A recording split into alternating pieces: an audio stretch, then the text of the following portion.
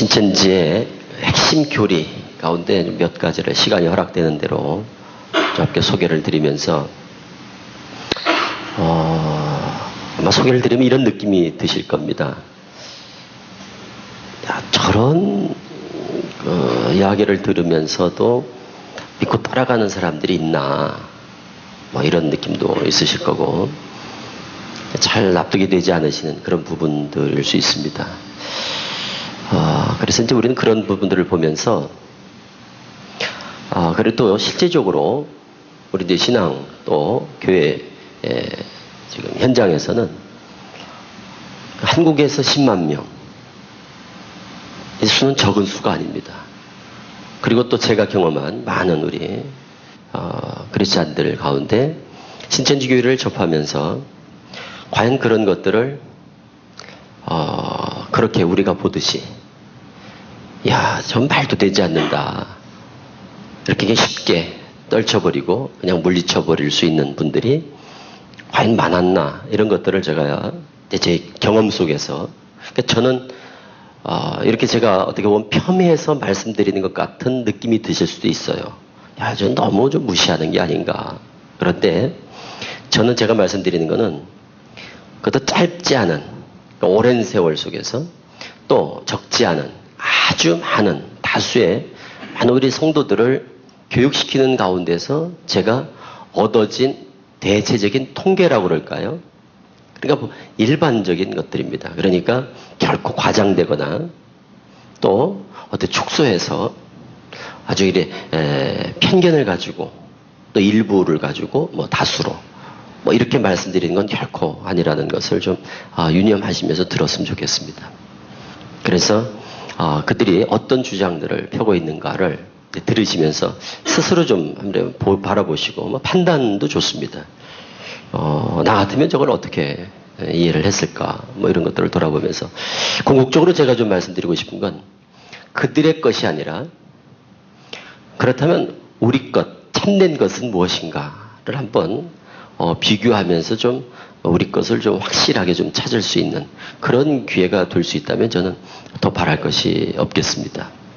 많은 교리가 있습니다만 비유풀이 부분은 어차피 저녁 부분에서 저녁 시간에 다른 모든 분들이 좀 들어야 될 부분이기 때문에 그때 좀 미루도록 하고, 오늘은 그들이 성경관, 그러니까 어떻게 성경을 이해하는가 하는 큰 틀을 제공하고 있는 언약관에 대해서 좀 말씀을 드리겠습니다. 언약. 근데 그들의 그 교육 프로그램 가운데 이런 내용이 있습니다. 성경 상식이라고 하는데 그쪽에서는 구약은 초림 때 예수 그리스도를 통해 성취되고 신약은 예수님의 재림으로 성취된다, 이런 내용이 있습니다. 그래서 구약 초림 성취, 신약 재림 성취, 이런 구도입니다. 성경관이. 그래서 이사야 46장 10절 이루리라 하는 내용입니다. 내가 종말을 처음부터 고하며 아직 이루지 아니하니를 예측부터 보이고 이루기를 나의 모략에 설 것이니 내가 나의 모든 기뻐하는 것을 이루리라 하는 이루리라. 장래사를 미리 예언하시고 예고하신 거죠. 그리고는 내가 꼭 이루겠다 하시더니 요한복음 19장 28절에서 30절에서 십자가상에서 예수님께서 다 이루었다 하신 그 말씀, 다 이루었다. 신약에서는 요한복음 14장 29절 일이 이루기 전에 미리 말한 것은 일이 이룰 때 믿게 하려 하심이라. 그러니까 미리 말한 것은 일이 이룰 때 믿게 하려 합니다, 이렇게 말했다는 거예요. 그러니까 이게 예언이죠. 미리 말하는 것은 이룰 때 너희로 믿게 하려 합니다 하시더니 계시록 21장 6절에서 또 이루었도다. 나는 알파 오메가요 처음과 나중이라, 시작과 끝이다, 이렇게 이제 말씀하신 내용을 들어서 구약은 초림 때 성취되고 신약은 재림 때 성취된다. 그러니까 여기서 요한복음 19장 28절 30절에서 이루었도다라는 그 말을 이것과 동일한 의미로 보는 겁니다. 그러니까 여기서 말하는 이루었다의 의미는 예언을 성취했다 이렇게 보는 겁니다. 구약의 예언은 초림 때 성취, 신약의 예언은 재림 때 성취. 뭐 이렇게 큰 틀은 틀린 건 아니죠. 구약의 예언이 초림 때 성취되기도 하고 그렇다고 꼭 구약의 예언이 초림 때 다 이루어진 건 아니지만 그리고 신약의 예언은 뭐 재림 때 성취될 내용들이 대부분이죠. 그런데 여기서 이루었다라는 말이 예언을 단순히 성취했다라는 의미가 아닌 것에 대해서 먼저 지적을 하는 거예요. 여기서 말하는 이루었도다 할 때 다 이루었다는 말이 단순한 예언의 성취 이상의 의미가 있는 것을 우리는 알아야 되는데 신천지는 그 부분을 놓치고 있는 건 틀림없습니다. 아주 중요한 거죠, 이거는. 그러니까 예언의 성취를 통해서 궁극적으로 이루고자 하는 속죄의 완성, 모든 속량과 죄사함의 완성, 그래서 영원한 속죄를 이루셨다 하는 것에 대한 대제사장의 선포 부분을 신천지는 놓치고 있습니다. 그냥 단순히 예언을 이뤘다 이렇게 보는 거예요. 자, 그 부분을 먼저 지적을 하고 여기서 약속이라고 이 구약이라는 말을 신천지는 어떻게 이해를 하면 구약은 이제 말 그대로 글자 그대로 옛 약속이다. 이게 이제 첫 언약이다 이렇게 보는 거예요. 옛 약속. 그리고 신약은 글자 그대로 이 신약이란 곧 새 언약이다 이렇게 보는 겁니다. 그런데 이거를 언약관이 어떤가 하면 첫 언약은 약속은 예언으로 이해를 하는 거예요. 이 언약은 예언이라고 이해를 하는 거예요. 그래서 구약이 뭐냐? 창세기부터 말라기까지의 예언이다. 새 언약은 뭐냐? 마태복음부터 요한계시록까지 중에서 예언이다. 이렇게 보는 거예요. 그러므로 구약에서 약속한 목자가 있고 신약에서 약속하고 예언된 목자와 사건이 있다. 그래서 구약의 모든 예언은 초림 때 성취되고 신약의 모든 예언은 재림 때 성취된다. 이게 기본 틀이에요, 그들이. 그래서 성경을 항상 이렇게 봅니다. 이렇게 봅니다. 구약 초림 성취, 신약 재림 성취 이렇게 봐요. 그리고 이것을 초등에서부터 시작부터 모든 성경을 다 이 틀에다 다 끼워 넣어요. 그래서 이걸 이제 계속 몇 달을 이렇게 배우다 보면 저절로 아주 공식처럼 이렇게 가요. 그냥 초림 재림이라고 이제 얘기를 하지만 나중에 가면 예수님의 초림, 예수님의 재림 이렇게 시작을 해서는 나중에 가면 이것이 좀 더 명확해지고 선명하게 드러납니다. 이게 누구냐? 예수 그리스도가 되고 이게 예수 그리스도가 되고 이게 누가 되느냐? 이만희가 되는 겁니다. 물론 이때는 다 잡혔을 때 이 구도가 다 성도들 공부를 하는 사람들의 머릿속에 다 이미 깊이 세뇌가 됐을 때 이제 안심해도 될 때 드러내도 떨어지지 않을 것이라고 생각할 때 그때 이 실체를 딱 드러내죠. 물론. 그러니까 드러내도 떨어지지 않는 거예요. 왜? 이미 그 전에 이 구도로 다 머릿속에 입력이 되고 다 세뇌가 돼서 중독이 됐기 때문에 이렇게 드러낸다고 해서 이 사람이 누구냐에 따라서 달라지질 않아요. 그냥 누군가는 한 사람이 나타나야 될 거기 때문에 그 사람이 나타났다 하는 것에 대해서 오히려 이룰 때 믿게 하려 함이라 하신 것처럼 이제는 믿어야지. 이룬 걸 믿는 것이 그것이 바로 약속을 지키는 것이다. 이렇게 보는 거예요. 그러니까 보세요. 구약 곧 첫 언약은 누구와 맺은 언약이냐? 하나님께서 육적 이스라엘과 그들의 이제 표현대로 하자면 육적 이스라엘과 맺은 언약이다. 하나님께서 육적 이스라엘과 맺은 언약이다. 그리고 신약은 뭐냐? 신약은 하나님께서 예수 그리스도를 통해 이제 하나님께서 예수 그리스도를 통해 영적 이스라엘과 맺은 언약이다. 이렇게 보는 거예요. 그러니까 이 언약, 약속이란 거를 이런 식으로 보는 거예요. 참고로 이만희신 신학을 한 사람이 아닙니다. 또한 이만희 교주뿐만 아니라 대부분의 사이비 교주들이 전문적인 신학을 한 사람들이 아닙니다. 신학은커녕 세상에 그냥 공부를 많이 한 사람들이 아니에요. 그래서 교주들이 대부분 학력이 저학력자들입니다. 그런데도 최고의 명문대생들뿐만 아니라 막 교수들도 다 그 사람들을 따라가는 이런 현상은 참 기이한 일이죠. 그러니까 오히려 그것이 그들에게는 더 믿을 만한 근거가 되는 거예요. 봐라. 저렇게 세상에 배우지 못한 사람이 어떻게 저런 말들을 만들어냈겠느냐. 이것은 사람에게 배운 게 아니라 성령께서 또 계시를 통해서 깨닫게 해주셨기 때문에 저런 능력 있는 권세 있는 말씀이 나오는 거다. 오히려 그것이 그들에게는 더 저학력, 배우지 못했다는 것이 더 믿게 만든 요인이 되고 있다는 거죠. 아주 아이러니한 거죠. 그런데 왜 이 말씀을 드리는가 하면 그 수준을 감안하고 들으셔야 돼요. 언약을 예언이라고 하는 것은 약속을 했다는 거예요. 이제 우리가 둘이. 이제 목사님하고 저하고 이제 약속을 했어. 오늘 했는데 내일 만나자고 그랬어. 그러면 약속은 한 때가 있고 지킬 때가 있다. 또 한 대상이 있다. 그리고 지켜야 될 사람은 그 언약한 상대다. 그런데 이 첫 언약은 구약 성경에 이스라엘 백성과 약속을 해놨다는 거예요.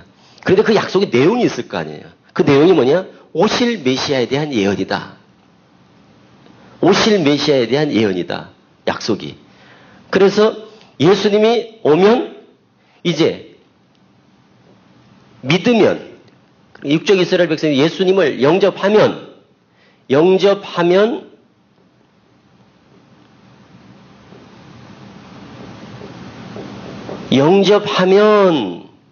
지키는 거고 예수님이 왔는데도 불구하고 영접지 아니하면 지키지 않는 것이다. 이렇게 보는 거예요. 그러니까 예수님을 보내주겠다. 그럼 너희들 믿어라. 이룰 때 믿게 하리 함이다. 이런 거지요. 그러니까 메시아를 보내줄 테니까 믿어라. 그러면 너희는 약속을 지키는 거고 보내줬는데도 영접지 않으면 너희는 약속을 지키지 않은 거다. 이렇게 보는 거예요. 그래서 예수님이 드디어 왔어요. 그러니까 예수님이 오니까 영접한 사람들과 영접하지 않은 사람들이 나눠졌어요. 그럼 영접한 사람들은 뭐가 되는가 하면 이거를 바꿔서 영접한 사람들은 이 사람들은 결국 영적 이스라엘이 되는 거예요. 곧 그리스도인이 되고 그리스도인들이 된 거고 영접지 아니한 사람들은 그때 누구냐? 그냥 영접지 않은 유대인들이 있을 거 아닙니까? 그래 이들은 약속을 깬 거고 이들은 언약을 지킨 자 이렇게 보는 거예요. 그럼 그 언약의 내용은 뭐냐? 예수 그리스도다 이렇게 보는 거예요. 언약의 내용은 오실 예수님에 대한 바로 예언. 그것이 바로 언약의 내용이었다. 그러니까 하나님이 약속을 지켜서 보냈고 너희도 약속을 지켜야 되는데 하나님은 약속을 지켜서 보냈는데 그들은 예수님을 영접지 아니함으로 약속을 깼다 이렇게 보는 거예요. 이걸 똑같이 여기다 적용하는 거예요. 그러니까 그들의 성경관은 구약의 초림 성취를 그대로 신약의 재림 성취에다가 그대로 판박이 같이 갖다 딱 대입을 시킵니다. 그럼 신약은 뭐냐? 그런 논리로 신약을 이렇게 보는 거죠. 마태복음부터 계시록까지의 예언이다. 그럼 그 내용은 뭐냐? 재림에 대한 약속이다. 물론 이제 재림과 연관해서 여러 가지 징조도 있고 여러 가지 예언들이 있겠죠. 이런 장래사에 대한 예언이 바로 약속이다. 그럼 언젠가 이제 그게 이루어질 거 아닙니까? 그럼 이루어질 때 너희로 믿게 하려 합니다. 어떤 이루어지는 걸 이제 실상이라고 한다면 이 실상이 이루어지면 그 실상을 믿는 사람이 있고 믿지 않는 사람이 있다 이거예요. 응? 믿는 자가 있고 믿지 않는 자가 있을 텐데 이룰 때 믿는 사람은 믿는 자가 약속을 지키는 자고 이 실상이 이루어지는데도 믿지 않는 자는 약속을 지키지 아니한 자로서 언약에서 끊어진 자가 된다 이렇게 보는 거예요. 그런데 그 이루어지는 실상이 뭐냐? 그 핵심이 결국 이만희 교주가 되는 거야. 여기는 예수를 믿었느냐 안 믿었느냐. 여기는 이만희를 믿냐 안 믿냐 이렇게 보는 거죠. 그러니까 여기서 예수 그리스도를 영접한 사람들이 결국 그리스도인으로서 이제 이들이 선민이 되었다. 그리고 믿지 아니하는 자들은 이제는 표면적 유대인, 이면적 유대인 이런 사람들은 이제 선민이 아니라 오히려 이들이 영적인 이방이 되었다 이렇게 보는 거죠. 이렇게 갈라졌다. 그래서 이들이 이제 선민인 거죠. 영적 이스라엘. 그래서 이들은 육적 이스라엘은 유대인, 유대교라면 여기는 예수교, 기독교 이렇게 되는 거죠. 오늘날도 실상이 이루어질 때 이게 이제 새 언약이 성취될 때라고 보는 거예요. 새 언약이 성취될 때, 이루어질 때, 성취될 때.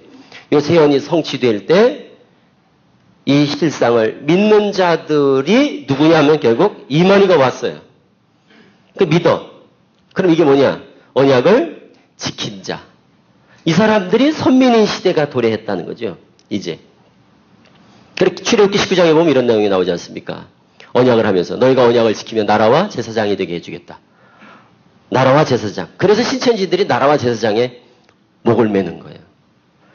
이 선민을 이걸 뭐라고 표현하냐 이제 영적 새 이스라엘이다 이렇게 보는 거예요. 그리고 이들을 뭐라고 하냐 예수교가 아니라 이들이 신천지 예수교 이렇게 돼요. 그래서 새로운 한 시대를 또 열었다 이렇게 보는 거예요. 그래서 늘 성경을 이렇게 세 시대로 구분을 하는 겁니다. 이게 바로 육적 이스라엘의 선민인 시대가 이거를 구약시대 이렇게 얘기를 하고 응? 구약시대,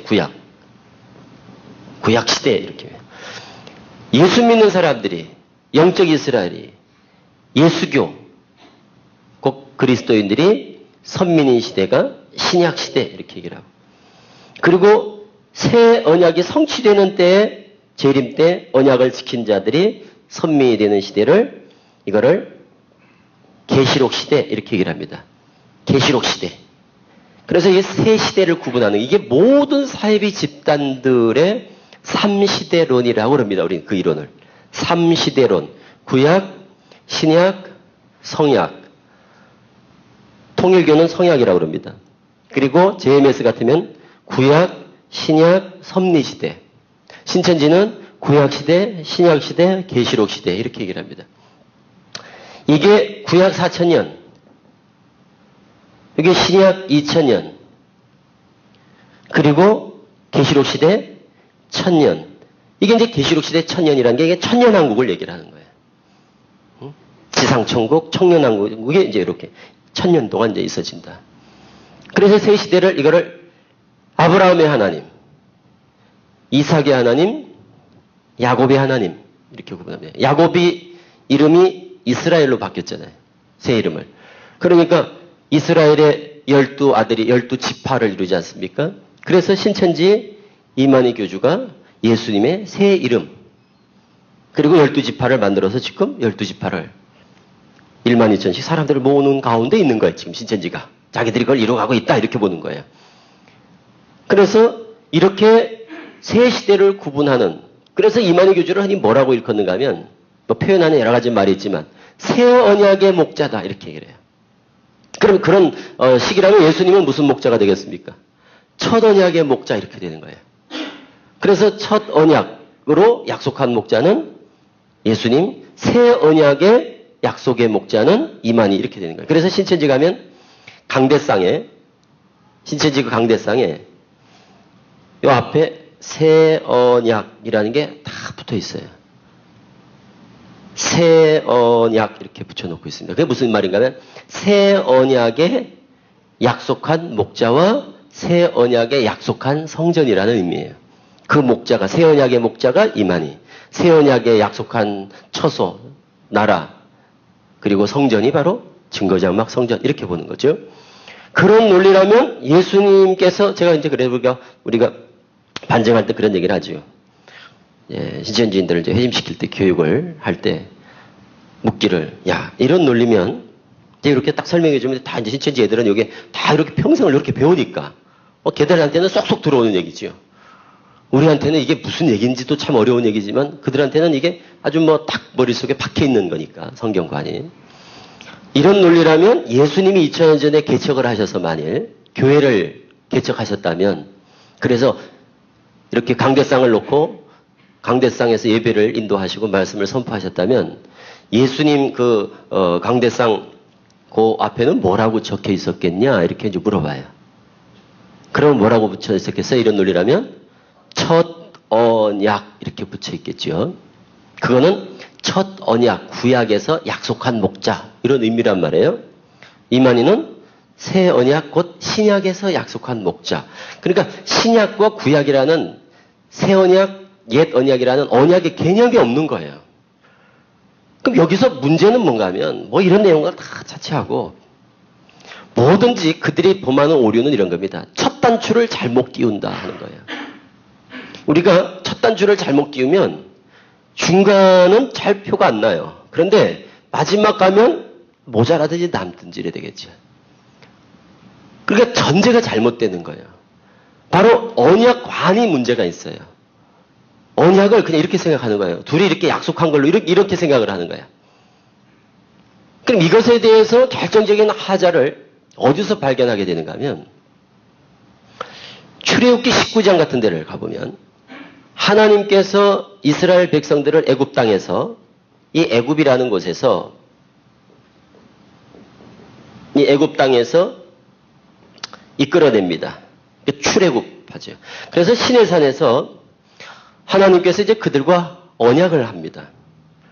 그러면서 19장에서 하신 말씀이 그거예요. 너희가 내 언약을 지키면 거룩한 백성, 제사장 나라가 되게 해 주겠다. 이렇게 이제 약속을 하거든요. 그게 바로 뭡니까? 율법이죠. 그 율법을 주시고는 지키라고. 그래서 그걸 지키면 제사장 나라 거룩한 백성이 되게 해주겠다. 이렇게 말씀을 하셨어요. 그리고 예레미야 31장에서 그런 말씀을 하십니다. 가서 한번 보겠습니다. 그건 내용은. 예레미야 31장을 한번 펴보세요. 예레미야 31장. 31절.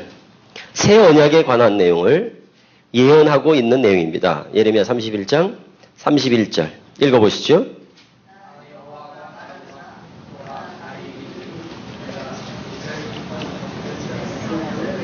네, 날이 이르는데, 그러니까 예언이죠. 새 언약을 세울 걸 예언하시는 겁니다. 때가 되면 내가 새 언약을 맺으리라, 세우리라. 32절.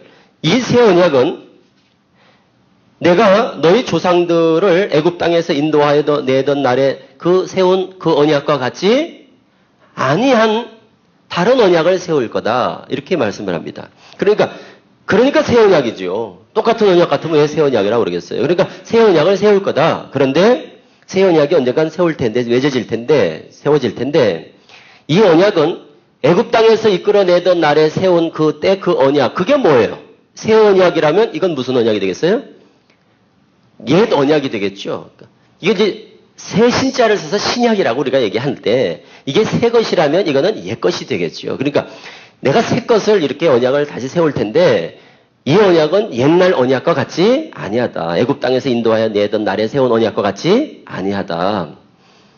그러면서 이 언약은 돌판에 새겼지만 이 언약은 너희 마음판에 새길 거다. 이렇게 쭉 얘기를 하는 거예요. 그러면서 뭐라고 그러냐면 왜 내가 이렇게 다시 새 언약을 세우려고 하느냐 하면 내가 그들의 남편이 되었어도 너희 조상들과 내가 언약을 했는데 내가 그들의 남편이 되었어도 성경에서는 하나님을 남편, 그 백성들을 아내로 이렇게 신부로 비유를 하잖아요. 내가 그들의 남편이 되었어도 그래서 같이 잘 살자고 언약을 지키라고 이렇게 이제 마치 혼인한 것처럼 언약을 했는데 그들이 너희 열조 그들이 내 언약을 옛날에 했던 그 언약을 어떻게 했다는가 하면 깼다 이렇게 말하는 거예요. 그들이 내 언약을 파하였음이니라. 깨뜨렸기 때문에 어떻게 한다는 거예요? 다시 새 언약을 내가 세울 것을 어떻게 하는 거예요? 예언하는 거예요. 이게 예수님 오시기 전 시기적으로 말하면 한 600년 전입니다. 이 600년 전에 미리 예레미야를 통해서 지금 예언하고 있는 거예요. 새 언약을 세울 걸. 그렇다면 600년 전을 기점으로 봐도 첫 언약은 깨진 겁니까? 안 깨진 겁니까? 깨졌잖아요. 벌써 파했다고 얘기를 하고 있잖아요. 그래서 새 언약 세울 거를 지금 선언하고 계시잖아요. 그런데 신천지 논리대로라면 첫 언약은 언제 깨지는 거예요? 예수님이 와야 지켰냐 안 지켰냐를 알 수 있다는 거야. 그러니까 예수님이 오니까 이제는 지킨 사람, 안 지킨 사람, 영접한 사람, 영접 안 한 사람이 그때 나눠지니까 이때서야 육적 이스라엘, 곧 다시 말하면 예수님을 영접지 아니한 사람들은 언약을 깬 사람이고 예수님을 영접한 사람들은 언약을 지킨 사람으로 나눠지게 됐다는 거예요. 그때서 비로소 이제 언약을 지킨 자와 안 지킨 자가 나눠져서 예수님을 영접한 사람들이 나라와 제사장이 됐다는 논리예요. 그러니까 출애굽기 19장 5절에서 말씀한 그 내용이 예레미야 31장 31절 이하의 내용에 쭉 이어져서 내용을 보면 신천지의 이러한 내용은 전혀 성경적이지 않은데 말도 안 되는 얘기인데 어디서 오류를 범한 거냐. 언약이란 말 자체를 예언과 같은 의미로 이해를 하는 거예요, 이 사람들은. 그래서 약속은 예언이다 이런 관념이에요. 그냥 한마디로 말하면 첫 언약이 뭔지를 모르는 거예요. 여기서 지금 말씀하고 있는 출애굽기 19장과 예레미야 31장에서 말하는 히브리서, 이것이 이제 신약으로 오면 히브리서 8장, 9장, 10장입니다. 첫 언약과 새 언약에 대해서는 잘 설명하고 있는 게 구약 출애굽기 19장, 예레미야 31장 31절, 누가복음 22장, 그리고 서신서에 와서 히브리서 8장, 9장, 10장입니다. 그런데 이 사람들은 이 히브리서 8장, 9장, 10장에서 말하는 첫 언약과 새 언약에 대한 의미를 그러니까 전혀 외면하고 망각하고 있는 거예요. 무지한 거예요. 깨닫지를 못하고 있는 거예요. 첫 언약 자체를 이해를 못하니까 그냥 뭐 항상 언약은 예언, 그러니까 첫 언약은 구약의 예언, 새 언약은 신약의 예언 이렇게 보니까 그런 논리로 새 언약을 보면 어떻게 되겠어요? 결국 그 새 언약의 실체를 어디서 찾게 되는가 하면 재림 때 찾게 되는 거예요. 그럼 새 언약을 지켰느냐 안 지켰느냐 하는 것도 언제 알 수 있느냐? 예수님 재림 때 알 수 있고. 그런데 그들은 이미 계시록의 예언이 성취됐다고 보거든요. 대한민국 과천 땅에서 계시록이 성취됐다고 보니까 그 핵심은 이만희가 되는 거고 그 이만희를 믿는 사람 안 믿는 사람, 신천지에 온 사람, 신천지에 안 온 사람 그걸 통해서 믿지 않는 자와 믿는 자가 갈라졌다고 보는 거예요. 근데 우리는 그럼 이렇게 이런 논리로 보면 우리는 어디 있는가 하면 다 여기 있는 거예요. 믿지 않은 자가 되는 거예요. 우리 신천지 안 갔잖아요. 그러니까 우리는 여기 있고 신천지인들은 이제 이쪽에 있는 거야. 그러니까 우리는 어떻게 돼요? 언약에서 끊어진 자가 되는 거예요. 마치 누구처럼? 예수님을 영접지 않은 유대인들처럼. 우리는 이만희를 영접지 않은 그리스도인으로 끝나고 말고 예수의 교인으로 끝나고 마는 거예요. 영접한 사람들이 뭐가 되냐? 신천지 예수교인이 되고 영접한 사람들이 선민이 되는 영적 새 이스라엘이 되는. 그래서 신천지가 12지파를 만든 이유는 영적 이스라엘은 이스라엘인데 우리와 구분 짓기 위해서 영적 새 이스라엘 이렇게 구분을 하는 거예요. 그리고 여기 온 사람들이 뭐냐? 새 언약을 어떻게 한 사람들이에요? 지킨 사람들이 되는 거예요. 그러니까 이 사람들은 뭘 모르는가 하면 새 언약이 뭔지를 모르는 거예요. 자기들이 만든 새 언약의 그 범주 안에 넣고 빼고 하는 거예요. 왜 이 말씀을 드리는가 하면 우리가 평생을 구약성경, 신약성경 얘기를 합니다. 우리는 성경 보면서 구약성경, 신약성경, 첫 언약, 새 언약 이런 것을 성경에서 우리가 한두 번 보는 게 아닙니다. 그런데도 평생 구약성경, 신약성경 들고 다니면 뭐하냐 이 말이에요. 이런 얘기를 하는데도 이게 비유풀이 공부하기 전에 신천지 그 커리 가운데 교육 그 진도 내용이 있어요. 교육 내용 가운데 거의 처음에 공부하는 겁니다. 이거를 처음에 이걸 딱 공부해 놓고 그 다음에 이제 비유풀이 같은 거 배우거든요. 그리고 다시 말하면 아주 개론 시간에 배우는 거예요. 개론. 성경 개론 시간에 이런 걸 배워. 그럼 이런 데서 이렇게 걸려 넘어가야 되는 거 아니에요? 그런데 문제는 이런 부분은 걸리는 사람이 거의 없다는 거예요. 그냥 자연스럽게 그냥 이 부분은 넘어가. 걸려도 이런 데는 안 걸리더라고. 저는 그런 부분이 이제 이해가 안 되는 거예요. 옛날에야, 옛날 입장하고 이제 다르죠. 지금은. 옛날에는 막 가르치는 입장이었잖아요. 칠판을 큰 걸 써요. 이런 걸 안 씁니다. 보통 학교 칠판, 12자, 14자짜리 있습니다. 처음부터 끝까지 다 칠판 쓴 거죠. 그리고 분필 칠판이 있지 않습니까? 우리 학교에서 교실에 있는 그런 칠판을 갖다 놓고 이거를 잠깐 제가 지금 이렇게 설명드리면 한 구절 한 걸 다 읽어요. 거기는 몇 장 몇 절, 몇 장 몇 절, 몇 장 몇 절 이렇게 다 읽어가면서 자자 그러고 딱 정의를 내려줘. 다 구약이란 다 받아 적으라고 칠판에 다 써요. 하나님께서 짐승의 피를 통하여 육적 이스라엘과 피로써 맺은 언약이요 새 언약은 하나님께서 예수 그리스도를 통해 예수의 피로써 영적 이스라엘과 맺은 언약이다. 이런 식으로 다 이렇게 막 다 정리를 해주는데 성도들이 빠지는 요인은 그런 겁니다. 첫째, 생소함. 두 번째, 너무 이렇게 정리를 잘 해주니까 그들이 가르친 교수법의 매료가 돼요. 그리고 세 번째, 저렇게 공부하면 성경 한 권을 통달할 수 있겠다는 기대감을 갖게 돼요. 저는 이런 걸 보면서 개인적으로 이런 생각이 들어요. 우리도 좀 저렇게 가르치면 어떨까? 자, 예수 믿으면 아멘 하시기 바랍니다. 이러지 말고, 예수가 누군가? 몇 장 몇 절. 성경으로 확인시켜주고, 그 구절을 애우게 시키고, 그래서 꼭꼭 짚어서, 꼭꼭 씹어 먹듯이, 잘 박힌 모처럼, 건성으로 박지 말고, 이렇게 가르친다면 참 좋겠다는 생각을 합니다. 그렇게 가르치니까 성도들이 이렇게 처음 들어보거든. 늘 그냥 우리는 설교 듣는 게 익숙해 있잖아요. 그냥 가서 본문 한 구절 조금 달랑 읽고는 목사님 얼굴 쳐다보다가 이런 얘기 저런 얘기 웃다가 이러다가 그냥 교회 온단 말이에요. 그런데 가니까 몇 장 몇 절 읽고 몇 장 몇 절 읽고 몇 장 몇 절 읽고 성경 구절 읽는 게 거긴 일이에요. 한 강의 2시간에 3, 40구절을 읽습니다. 그리고 그걸 필기를 하잖아 다. 그리고 숙제를 또 내. 구절을 암송시켜. 그리고 써오라고 그래. 숙제를 내서. 시험을 봐. 이런 식으로 다 6개월, 8개월, 1년을 공부하면요. 중독이 되는 거예요.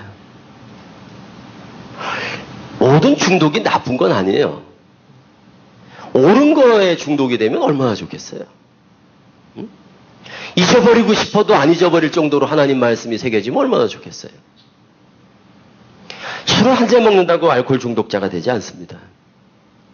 마약 중독, 게임 중독, 또 도박 중독 이런 사람들이 중독이 되는 것은 적어도 장기간 동안에 계속 반복된 것 때문에 그게 누적돼서 아마 나중에는 자기도 통제 불능한 상태, 제어가 안 되는 상태로 빠지게 될 그런 것처럼 이걸 그렇게 가르치는 거예요. 그것도 옳은 것이 아니라 잘못된 걸 가르치니까. 그래서 우리는 교리 중독 환자라는 표현을 쓰는 거예요.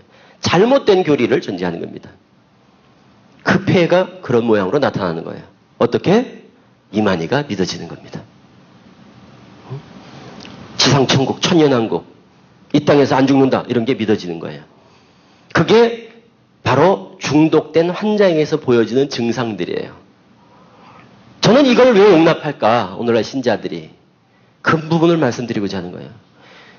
평생 신약 구약을 찾아도 신약이 뭔지를 모르고 구약이 뭔지를 모르는 제가 지금 이제 이렇게 문제점을 말씀을 드리고 이렇게 하시니까 이제 문제점이 뭘까 이렇게 발견하셨죠? 제가 서울에서 강의할 때는 간혹 분위기 봐서 자, 먼저 우리 한 가지 좀 배우고 가겠습니다 하고 제가 이런 강의를 뉴진천지 강의인데 이거를 그냥 한 가지 배우고 가겠습니다 해놓고 강의를 한번 짧게 하는 경우가 있어요. 간혹. 그래 놓고 강의 중에 자, 이해가 되시죠? 믿습니까? 이러면 아멘 그래요. 성도들이 신천지 강의라고 미리 말 안 하고 그냥 제가 강의 하나 하고 우리 배우고 하겠다고 하고 쭉 설명하면요. 성도들이 아멘 이런다니까요. 그럼 전혀 이상하다는 생각을 안 해요. 여기 이제 이만희 얘기를 안 하죠. 물론. 그냥 전체적인 틀만 얘기하면 언약관이 희박하다는 사실을 저는 매우 심각하게 생각을 합니다. 성경에서 언약을 빼면 아무것도 없어요. 오죽하면 구약 신약이에요. 성경이. 성경은 언약서다고요. 성경은 약속이라고요. 그런데 그 약속의 내용을 모르면, 또 약속을 누가 했는지를 모른다면 그 약속을 어떻게 우리가 지켜낼 수 있겠어요? 그러니까 새 언약이 여기서 성취된다고 생각하는 히브리서 8장, 9장, 10장을 가면 이 부분은 명확해집니다. 우리 히브리서 8장을 한번 가보겠습니다. 히브리서 8장. 8장 1절을 보면 첫 마디가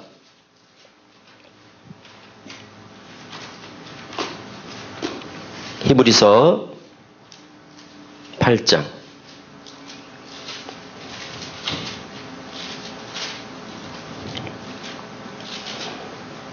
히브리서 8장 2절에 성소, 참장막 이런 말을 하다가요. 뒤에 6절부터 이제 언약에 대해서 설명을 합니다. 6절에 보니까 더 좋은 약속으로 세우신 더 좋은 언약 이런 말이 나와요. 그러니까 더 좋은 언약 이렇게 보면 비교를 하고 있죠. 어떤 언약과 비교하겠어요? 옛 언약, 첫 언약과 구분을 하겠죠. 그러니까 여기 더 좋은 언약은 무슨 언약이겠습니까? 새 언약이 되겠죠. 그 다음 7절. 저 첫 언약이 무음하였더라면 둘째 것을 요구할 일이 없었다. 그러니까 첫 언약이 무음했기 때문에 흠이 있었기 때문에 둘째 것이 바로 여기에 새 언약이 되겠죠. 그걸 요구하게 됐다는 거예요. 그 다음에 8절이 예레미야 31장 저희가 읽었던 31절을 그대로 인용하고 있지 않습니까? 새 언약을 맺을 거다. 이는 애굽 땅에서 인도하여 내던 날에 세운 언약과 같이 아니할 것이다. 그러면서 쭉 설명하면서 그 새 언약이 뭐냐? 하나님의 법을 우리 마음과 생각에 기록하는 것이다. 그리고 나는 그들의 하나님이 되고 그들은 내 백성이 될 것이다. 12절 그들의 불의를 긍휼히 여기고 그들의 죄를 다시 기억지 아니할 것이다. 그러니까 새 언약을 맺은 자는 새 언약의 대상인 사람들은 어떻게 된다는 하나님의 백성이 되면서 그의 죄를 불의를 하나님께서 기억지 않을 거라는 죄사함의 문제와 직결되고 있는 거예요. 자, 새 언약의 결과로 새 언약을 지킨 자들은 어떻게 되는 거예요? 불의를 기억지 않고 죄를 기억지 않으니까 뭐가 되는 겁니까? 죄 사함을 얻는단 말이에요. 자, 보세요. 이 언약관 하나 때문에 송두리째 모든 게 다 망가져 버리는 거예요. 결국 새 언약을 여기다가 이제 초점을 맞춰버리니까 새 언약이 여기다 맞춰지니까 그러니까 죄사함도 언제 받느냐? 재림 때 죄사함을 받게 되는 거예요. 여기서 죄사함을 받게 되는 게 여기서. 그래서 신천지인들이 자기들만 죄사함 받았다고 그러는 거예요. 그래서 신천지는 죄사함, 속죄의 내용을 이렇게 얘기합니다. 죄사함은 어떻게 받는가 하는 그들의 시험 문제가 있어요. 수료식 문제, 죄사함은 어떻게 받는가. 저 나오기 전에, 제가 있을 때는 답이 두 개였어요. 첫째, 비유를 깨달아야. 비유를 깨달아야 죄사함 받는다. 두 번째, 새 언약을 지켜야 죄사함. 이게 답이었거든요. 저 나온 다음에 죄사함의 문제를 가지고 이제 문제를 제기하고 하니까 세 개로 늘어났어요, 답이. 첫째, 예수의 피. 예수 그리스도의 피값으로. 두 번째, 비유를 깨달아야. 세 번째, 새 언약을 지켜야. 이렇게 됐어요.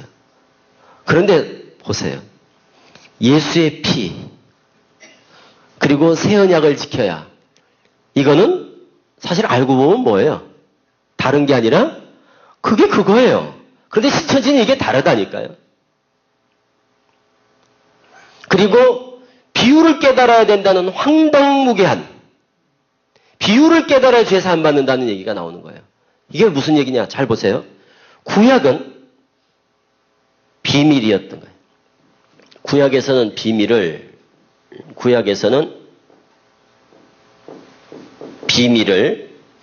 예수님은 오셔서 초림 때 비유로 말씀하시고 이만희는 와서 밝히 일러준다. 이게 신천지의 비유에 대한 하나의 공식이에요. 비밀, 비유, 밝히 이렇게 해요. 시편 78편 2절 그리고 마태 13장 31, 34, 35 그리고 요한복음 16장 25 이렇게 딱 세팅이 돼 있어요. 그 구절이. 구약은 비밀, 초림은 비유, 재림은 밝히. 예수님은 비유가 아니면 아무것도 말씀하지 아니하셨으니 이는 시편 78편 2절에 말씀하신 바 아삽을 통해서 말한 내가 입을 열어 비유로 말하고 창세로부터 감추인 옛 비밀한 것을 비유로 드러내리라 함을 이루려 하심이라. 그리고 예수님은 또 다른 보혜사를 약속하시고는 다른 보혜사 그가 와서는 내가 비유로 말한 것들을 밝히 일러줄 것이다. 그래서 예수님은 보혜사는 비유로, 다른 보혜사 이만희는 밝히, 이런 구도란 말이에요. 그러니까 이때 비유가 풀어진다는 게 이때. 그러니까 밝히 말해줄 이 비유가 풀어질 때 이때서야 어떻게 되느냐? 이 비유를 깨달아야 죄 사함 받는다는 거야. 그러니까 그게 바로 무엇과 연관되느냐 하면 새 언약을 지키는 자가 죄 사함을 받는다. 이렇게 되는 거예요. 그러니까 히브리서 지금 8장 9장에서 말하는 첫 언약과 새 언약을 구분하고 있잖아요. 그래서 13절엔 뭐라고 돼 있죠? 새 언약이라 말씀하셨음에 첫 것은 낡아지게 하신 것이니 낡아지고 쇠하여지는 것은 없어져 가는 것이니라. 이게 첫 언약 얘기를 지금 계속해요. 9장 넘어가면서 첫 마디가 뭐예요? 첫 언약에도 또 말하지요? 첫 언약에도 섬기는 예법과 세상에 속한 성소가 있더라. 그러니까 첫 언약의 성소, 첫 언약의 장막, 이게 바로 어느 때 장막입니까? 언제 만든 장막이에요? 모세 때. 어디다가? 하늘의 땅에다. 땅에다 만든, 누가 만들었어요? 모세가 만들었잖아요. 그 얘기를 하고 있는 거예요, 지금. 그러니까 첫 언약에도 섬기는 예법과 세상에, 땅에 속한 성소가 있더라. 그래서 첫 언약을 알아야 첫 언약의 장막을 알게 되고, 새 언약을 알아야 새 언약의 장막을 알게 되는데, 신천지는 교명이 뭐라고 그런다고 그랬죠? 신천지 예수교 증거장막 성전. 그 장막 성전이, 증거장막 성전이 자기들이라는 거예요. 그래서 어디다 만들어 놓은 거예요, 지금? 증거장막 성전을. 하늘에 만들어 놓은 거예요? 땅에 만들어 놓은 거예요? 이만희 교주는? 땅에 만들어 놨잖아요. 그런데 성경에서 말하는 장막은, 성막은 첫 언약의 성막과 새 언약의 성막이 있어요. 그걸 역시 구분하는 거예요. 그러니까 첫 언약과 새 언약만 알면 신천지 예수교 증거장막 성전이라고 하는 그것이 얼마나 허황되고 황당무계한 것인가를 금방 알게 됩니다. 그들이 표방하는 교명 아니에요, 교명. 자기들이 증거장막 성전이라는 거예요. 그럼 성경에 대해서 장막 성전이 뭔지를, 장막이 뭔지만 알면 금방 알 수 있는 거예요. 그런데도 그 증거장막 성전이라고 거기를 이렇게 가는 거 보면 우리는 언약에 대해서 잘 모르고 또 장막에 대해서도 잘 모른다는 거예요. 장막도 두 가지가 있어요. 하나는 무슨 장막? 어디다 만든 장막? 땅에 만든 장막은 어디 무슨 장막? 첫 언약의 장막이고, 하늘에 있는 장막이 또 있을 거란 말이에요. 그 하늘에 있는 장막이 무슨 장막이겠어요? 첫 언약이 아니라 그게 새 언약을 통해서 열어놓으신 새로운 장막이 있다니까요. 그럼 우리가 가야 될 장막은 뭘까요? 우리가 가야 될 장막, 또 우리가 지켜야 될 언약은 어떤 언약일까요? 첫 언약일 리가 없고 새 언약. 땅에 있는 장막이 아니라 하늘에 있는 장막이겠죠, 당연히. 그거를 히브리서 9장에 설명하는 거예요. 그래서 첫 언약에도 섬기는 예법과 세상에 속한 성소 장막이 있더라. 그런데 그게 뭐라고 그래요? 9장 9절에. 그런데 이 모세 때 첫 언약의 그 장막은 모형과 그림자라 그러잖아요? 모형과 뭐라고요? 그림자. 비유라고 그래요, 비유. 이 장막은 현재까지의 비유니. 이 장막은 현재까지의 비유니. 그래서 이때 만든 장막도 비유. 첫 언약도 뭐라고 하는가 보세요. 10장 1절. 히브리 10장 1절. 첫 언약은 이게 바로 뭐라고 표현돼요, 거기는? 첫 언약이라 하지 않고 10장 1절에서는 뭐라고요? 율법은 장차오는 좋은 일의 모형과 그림자라. 자, 앞에 보세요. 첫 언약의 장막이, 이 첫 언약의 장막이 뭐라고 되어 있습니까? 장막이. 이 첫 언약의 장막이.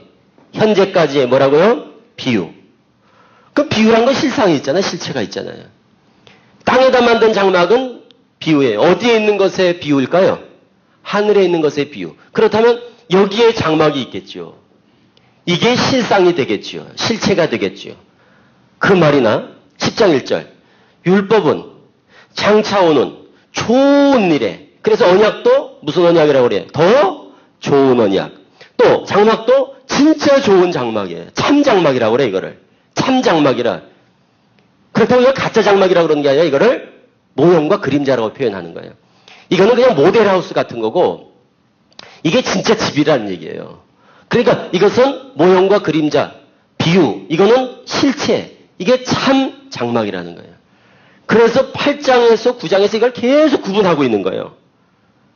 첫 언약과 새 언약과 장막과 모형과 그림자, 비유와 실체. 그래서 이걸 10장에서 뭐라고 되어 있습니다. 율법은, 장차오는 좋은 일의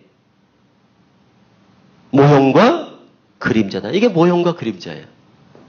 모형, 그림자. 그럼 이 모형과 그림자의 실체가 무엇을 통해 나타나겠어요? 새 언약을 통해서 드러나는 거예요.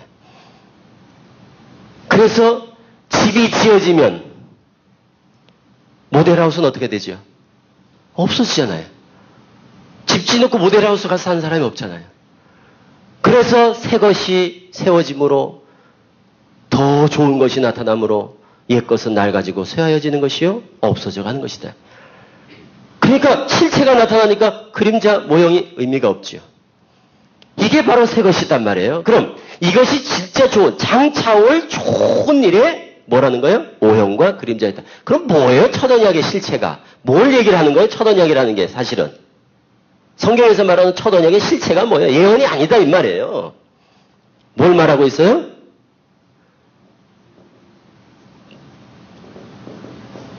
율법을 얘기하고 있는 거죠.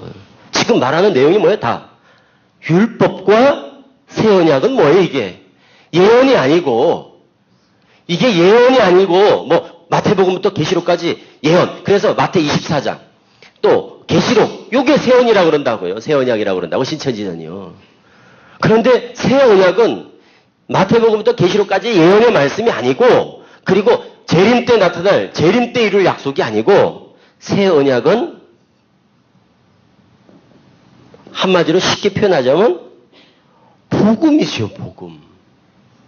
그러므로 구약의 모든 모형과 그림자는 어디서 모든 것이 명확하게 드러나느냐? 복음으로 드러나는 거지요. 옛날에 제사, 이 장막이 왜 나와요? 제사 때문에 드는 거야, 제사. 그러니까 장막이 제사 드리는 곳, 속죄를 위한 장소였지만 이제는 그 장막의 실체로 오신 분이 누구였고? 예수 그리스도였고 그래서 이제는 참 장막이 나타난 거예요. 그게 8장 2절이에요. 히브리 8장 2절. 참 장막 곧 부리는 자 예수 그리스도를 말하는. 그래서 참 장막이라는 표현을 하는 건 뭐예요? 참 장막. 이것과 구분을 짓는 거죠. 모형 그림자가 아니라 진짜 장막. 그리고 대제사장도 레위의 반차를 쫓는 거 아시죠? 이 장막에서 제사 드리는 사람이 누구였어요? 제사장.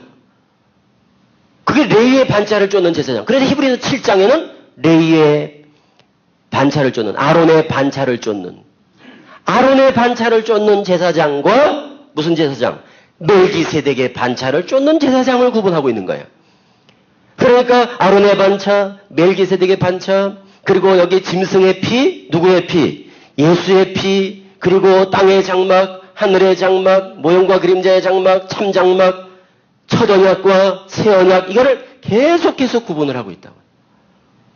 그리고 이 모든 것들은 다 뭘로 나타나느냐? 다 이뤘다 하듯이 결국 이 모든 것이 예수 그리스도께서 오셔서 이루실 대속의 속죄, 구속의 그 모든 사역을 통해서 어떻게 된 거예요? 다 이루어진 거란 말이에요. 그런 것을 우리가 믿음으로 예수 그리스도의 희생을 통해서 우리에게 이루신 그 구속의 사건을 우리가 복음으로 받아들일 때 영으로 말미암아 마음판에 새기는 것이죠. 그렇죠? 왜? 돌판에 새기는 게 아니고 성령께서 우리의 마음판에 그것을 새겨주심으로 이제 새 언약이 맺어지는 관계 속에서 우리는 단번에 영원한 속죄를 통하여 우리가 구속함을 얻고 구원함을 얻고 죄사함을 얻고 속량을 얻고 해서 이미 이루어진 것들을 재림대로 밀어버림으로 말미암아 우리가 다 가진 그 모든 것들을 마치 다 갖지 않은 것처럼 만들어버려서 너희는 가진 게 아니야. 너희는 죄사함 받은 게 아니야. 너희는 구원을 얻은 게 아니야. 그거는 이때 얻을 거야. 라고 뺏어가는 자들이 바로 이단들이에요. 신천지. 꼭 우리가 언약에 대해서 무지하다는, 새 언약이 뭔지를 모르는 그 무지를 틈타서 이단들이 마술을 뻗치는 거예요. 우리는 그들의 교리가 탁월해서 미혹되는 게 아니라니까요. 저는 덜 걱정하고 안타까운 게 그거예요. 그들이 힘이 세서 넘어가는 게 아니라니까요. 우리가 너무 약해서 넘어가고, 우리가 다른 예수를 쫓는 것은 예수를 모르기 때문에 다른 예수를 쫓아가고, 우리가 다른 복음을 쫓아가는 것은 복음이 뭔지를 모르니까 다른 복음을 쫓아가고, 다른 잘못된 새 언약의 약속한 목자니 새 언약의 성전이니 이걸 쫓아가는 것은 새 언약이 뭔지를 모르니까 우리가 미혹을 받고 헷갈려가지고 지금까지 잘 있다가 이놈들이 와가지고 야 한번 잘 생각해봐 하고서 헷갈리게 하는 거예요. 에덴 동산의 뱀의 역사가 원래 그런 거 아닙니까? 하나님께서 먹지 마, 너 죽어. 그래 말씀하시면 그냥 고지 듣고 가만히 끝까지 그걸 지켜야죠.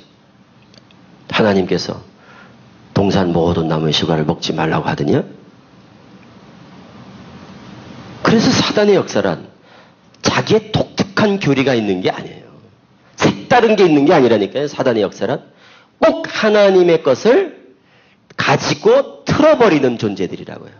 하나님의 것을 왜곡시켜버리는 거예요. 바트한 길을 굳게 만드는 거예요. 어그러지게 만드는 거예요. 하나님께서 말씀했잖아요. 먹으면 죽는다 이런 거를 가지고 사단을 와가지고 딴 얘기를 하는 게 아니라니까요. 다른 이론을 펴는 게 아니에요. 어떻게 생판 다른, 처음과 끝이 다른 이런 게 아니라고요. 하나님께서 모든 동산 나무의 실과를 먹지 말라 하시더냐? 이러잖아요. 그게 신천지식으로 표현하면 호기심 유발 멘트. 응? 호기심 유발 멘트. 꼭 가서 묻는다고 그 사람들 신천지가. 그래가지고 생각하게 만드는 거예요. 기정사실로 알고 있던 거를 회의를 갖게 하는 거예요. 왜 그랬겠어 하나님께서. 눈이 밝아져 하나님같이 되고 먹어봐 안 죽어. 하나님이 하신 말씀과 정반대 말로 털어버리잖아요. 그 말을 들으면서 헷갈리기 시작하는 거 아니에요? 결국 우리가 죄를 범하는 것은 결국 하나님과 우리와의 관계에 틈이 생기는 데서부터 시작되는 거예요. 그걸 누구한테 핑계댈 수 없다니까요. 저쪽에서 너무 기가 막히게 가르치니까 배아반 너무너무 성경적이라고. 그게 아니라 성경적인 것이 뭔지를 모르니까 속는 거고 새 언약이 뭔지를 모르니까 속는 거예요. 우리가 새 언약이 뭔지를 정확하게 알아보세요. 우리가 이미 새 언약의 주체요.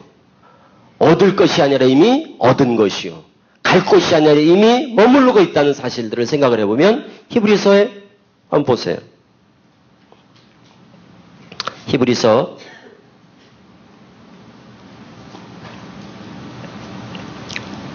9장 11절부터 한번 볼까요? 히브리 9장 11절. 그리스도께서는 장래 좋은 일의 대제사장으로 오사. 그러니까 늘 비교를 하잖아요. 좋은 일, 좋은 언약. 이렇게 표현하는 것은 비교를 하는 거예요. 좋은 일에, 그러니까 뭔가 율법은 히브리 10장 1절. 율법은 장차오는 좋은 일의 모형과 그림자래요. 그리고 또 모세 때의 장막은 하늘에 있는 것의 모형과 그림자래요. 그럼 좋은 건 어디 있는 거예요? 땅에 있는 게 아니라 하늘에 있는 거예요. 하늘의 것이 좋은 것이다 이 말이에요. 응? 그러니까 이 하늘에 있다는 의미가 뭐냐? 자, 이때는 장막에서 뭘 잡았죠? 양을 잡았어요. 그러니까 양 잡는 이게 그림자였어요. 모형과 그림자. 근데 진짜 참 좋은 것은 양 잡은 게 아니라 누굴 잡은 거예요? 예수 그리스도를 잡은 거예요. 하나님께서. 그게 더 좋은 제사지요. 곧 하늘에 있는 것들입니다. 그게. 신천지는 뭐라고 푸는가 하면 하늘과 땅을. 하늘은 0개, 땅은 6개 이렇게 봐요. 그런 비유도 틀린 겁니다. 그러니까. 하늘에 있는 것의 모형과 그림자라고 해서 0개에서 이룬 게 6개에서 이루어지다 이렇게 보는 거예요. 그런데 지금 여기서 말하는 하늘에 있는 것의 모형과 그림자라 할 때 그 하늘은 이런 의미의 하늘이 아니라 어떻게 보면 이런 의미의 하늘이에요. 잘 보세요. 신천지는 0개, 6개 이렇게 하늘을 보는데 하늘에 있는 것의 모형과 그림자다 이렇게 보는 거예요. 그런데 성경에서 말하는 하늘과 땅의 개념은 이런 위아래의 개념이 아니라 0, 6의 개념이 아니라 앞으로 도래할 것과 지금 있는 것의 관계를 표현하고 있습니다. 그래서 모세 때 만든 이 장막을 어디 있다고 그래요? 땅에 있다라고 표현을 하는 거예요. 이 땅에 있는 이 장막은 하늘의 것의 모형과 그림자래요. 그럼 하늘의 것이 뭐냐? 바로 예수께서 십자가를 지시고 모든 속죄, 죄사함을 이루는 그 사역 자체가 땅의 것이 아니라 뭐냐? 하늘의 것이고, 그때 열어놓으신 장막이 바로 새 언약의 장막이요, 땅에 있는 장막이 아니라 하늘에 있는, 위에 있는 성소 장막을 열어놓으신 거예요. 그러니까 우리가 예수 그리스도로 말미암아 들어가는 장막은, 신천지가 말하는 증거장막은 땅에 있는 게 아니라 하늘에 있는 거예요. 보세요. 히브리서 9장 11절. 그리스도께서는, 같이 읽어볼까요? 그리스도께서는 장래의 좋은 일의 대제사장으로 오사 손으로 짓지 아니한 것, 곧 이 창조에 속하지 아니한 더 크고 온전한 장막으로 말미암아. 그러니까 손으로 짓지 않았다는 것은, 첫 언약의 모세 때 장막은, 율법의 장막은 뭘로 지었어요? 손으로 지었잖아요. 그 구분하는 거라니까요. 더 좋은 것은, 하늘에 있는 것은 손으로 짓지 않았다 이 말이에요. 그 다음 뭐라고 하는가 하면 온전한 장막이라고 그러잖아요. 그럼 그 전에 첫 언약의 장막은 온전하지가 않은 거죠. 그래서 온전한 더 좋은, 이렇게 온전한 더 좋은, 이것을 구분 짓는 거예요. 첫 것과 새 것을. 그 다음 12절 보세요. 염소와 송아지의 피로 하지 아니하고 오직 자기의 피로. 피를 구분 짓죠. 동물의 피, 예수님의 피. 또 그 다음 영원한 속죄를 이루사 단번에 성소에 들어가셨느니라. 그러니까 옛날의 제사는 어떻게 지내요? 매일 지내, 매일. 효력이 오래 못 가. 그러니까 매일 제사. 그런데 예수님은 단번에. 이 효과는 오래 안 가. 그런데 이거는 영원히. 그래서 단번 영원 속죄. 단번의 효력은 언제요? 영원히. 그래, 단번 영원 속죄. 그 구분을 짓는 거예요. 단번에 영원한 속죄를 이루사. 어디 들어갔다고요? 성소. 이게 히브리서 9장 1절에서 말하는 첫 언약에도 섬기는 예법과 세상에 속한 성소가 있더라 할 때 이 성소가 바로, 여기서 말하는 성소가 바로 이 장막이라는 의미입니다. 첫 언약에도 섬기는 예법과 세상에 속한 성소가 있는데, 땅에 있는 그 성소가 있는데, 예수님이 들어가신 곳은 그 성소가 아니라 하늘에 있는 성소에 들어가셨느니라. 저 뒤로 가서 보세요. 그게 어디 나오는가 하면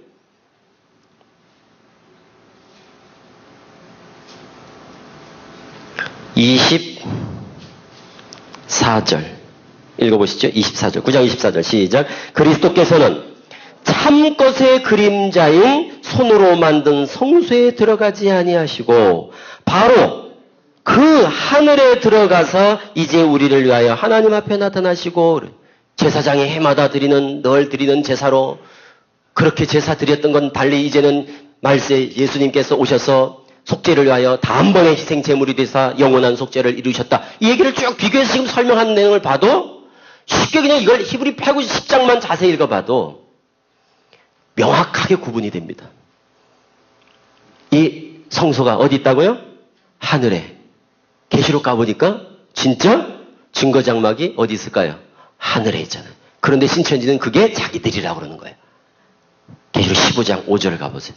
계시록 15장 5절.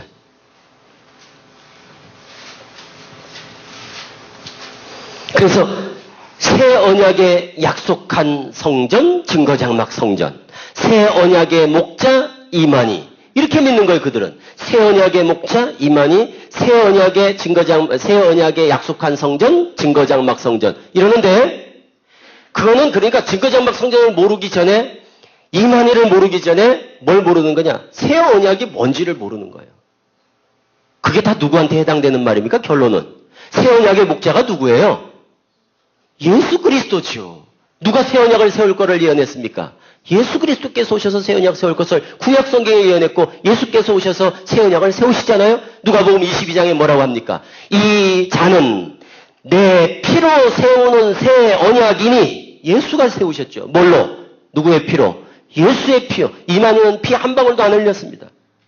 몇 방울 흘렸습니다. 링겔병에다 피를 빼가지고 새 언약이라고 해가지고 종이에다가 십자가를 거가지고 새 언약 칙을 했다니까요. 뭐 이런 건 이제 좀 이해가 안 되실 텐데, 이만희 교주가 진짜 피를 빼서 새 언약이라는 거예요. 피는 새 언약으로 세워야 된다고 해서 자기 피를 뽑아가지고 새 언약서 해가지고 이름 다 적고 주민등록번호 적고, 우리는 지장 찍고 뒷면에 보면 이만희가 직접 십자가를 이렇게 거가지고 새 언약을 그런 식으로 새 언약식을 했다니까. 그렇게 하다가 사람들이 너무 많이 몰려오니까 피가 모자라서 하다 그만뒀어. 너무너무 코미디 같은 얘기죠. 무슨 얘기가 하면 피가 뭔지를 모르는 거예요.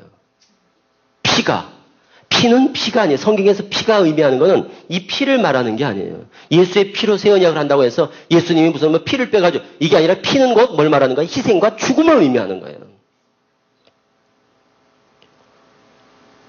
그러니까 새 언약의 목자가 누구라고요?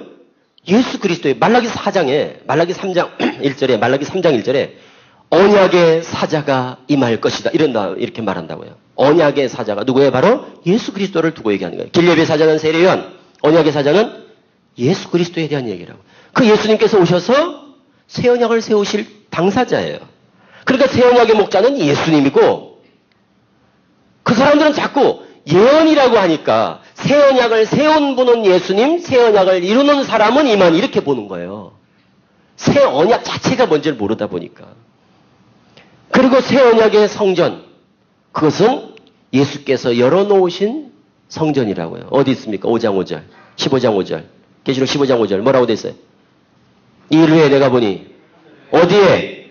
하늘에 있잖아요. 하늘에 증거 장막의 성전이 열리는 걸 보잖아요. 이 증거 장막 성전이 자기들이라고 그런다니까요, 신천지가. 그래서 신천지 교명이 신천지 예수교 증거 장막 성전 이렇게 말하는 거예요. 그런 증거 장막 성전이 뭔지만 알면, 이게 뭔지를 알면, 장막이 뭔지를 알면, 장막이. 그런데 갈 수가 없죠. 그래서 제가 아쉬운 거는 오늘날 구약이 많은 그리스도인들에게 외면받고 있다는 거. 그리고 예언서가 외면받고 있다는 거. 구약을 잘 몰라요. 물어보면 아는 거라고는 이거밖에 없는 것 같아요. 예수 믿으면 구원받는다. 답만 알아, 답만. 답만 알았다. 공부를 시킬 때 답만 외우게 시키는 거랑 똑같아요. 답만 외우게 시키면 문제를 풀 수 있는 응용력이 없어요. 그래서 물어보면 예수는 잘 알아. 답은 알아. 성경의 답이 예수인 거는 틀림없어요. 그런데 그 답이 어떻게 해서 나온 답인지를 몰라. 장막을 풀어내도 예수. 절기를 풀어내도 예수. 구약의 역사 속에 도저히 이르는 하나님의 역사의 성경에 맥이 오직 다 예수 그리스도를 지향하고 있는데도 그걸 잘 알지 못하니까 이런 말도 안 되는 이런 논리에 꿰매 빠져가지고 헷갈려하고, 절기를 잘못 가르쳐도 아멘, 장막을 잘못 가르쳐도 아멘, 여기가 시온산입니다 해도 아멘, 증거장막 성전입니다 해도 아멘, 새하늘 새 땅입니다 해도 아멘. 이게 다 어디서 나오는 거예요? 구약 성경의 배경을 깔고 있고 요한계시록을 비롯한 예언서에 다 나오는 것들을 가지고 그놈들이 완전히 유린을 하잖아요, 교인들을. 처참하게 무너지는 원인이 뭐냐? 견고하지 못하고, 무지하고, 분별력이 없고, 저항력이 없고, 면역력이 없는 거예요. 왜?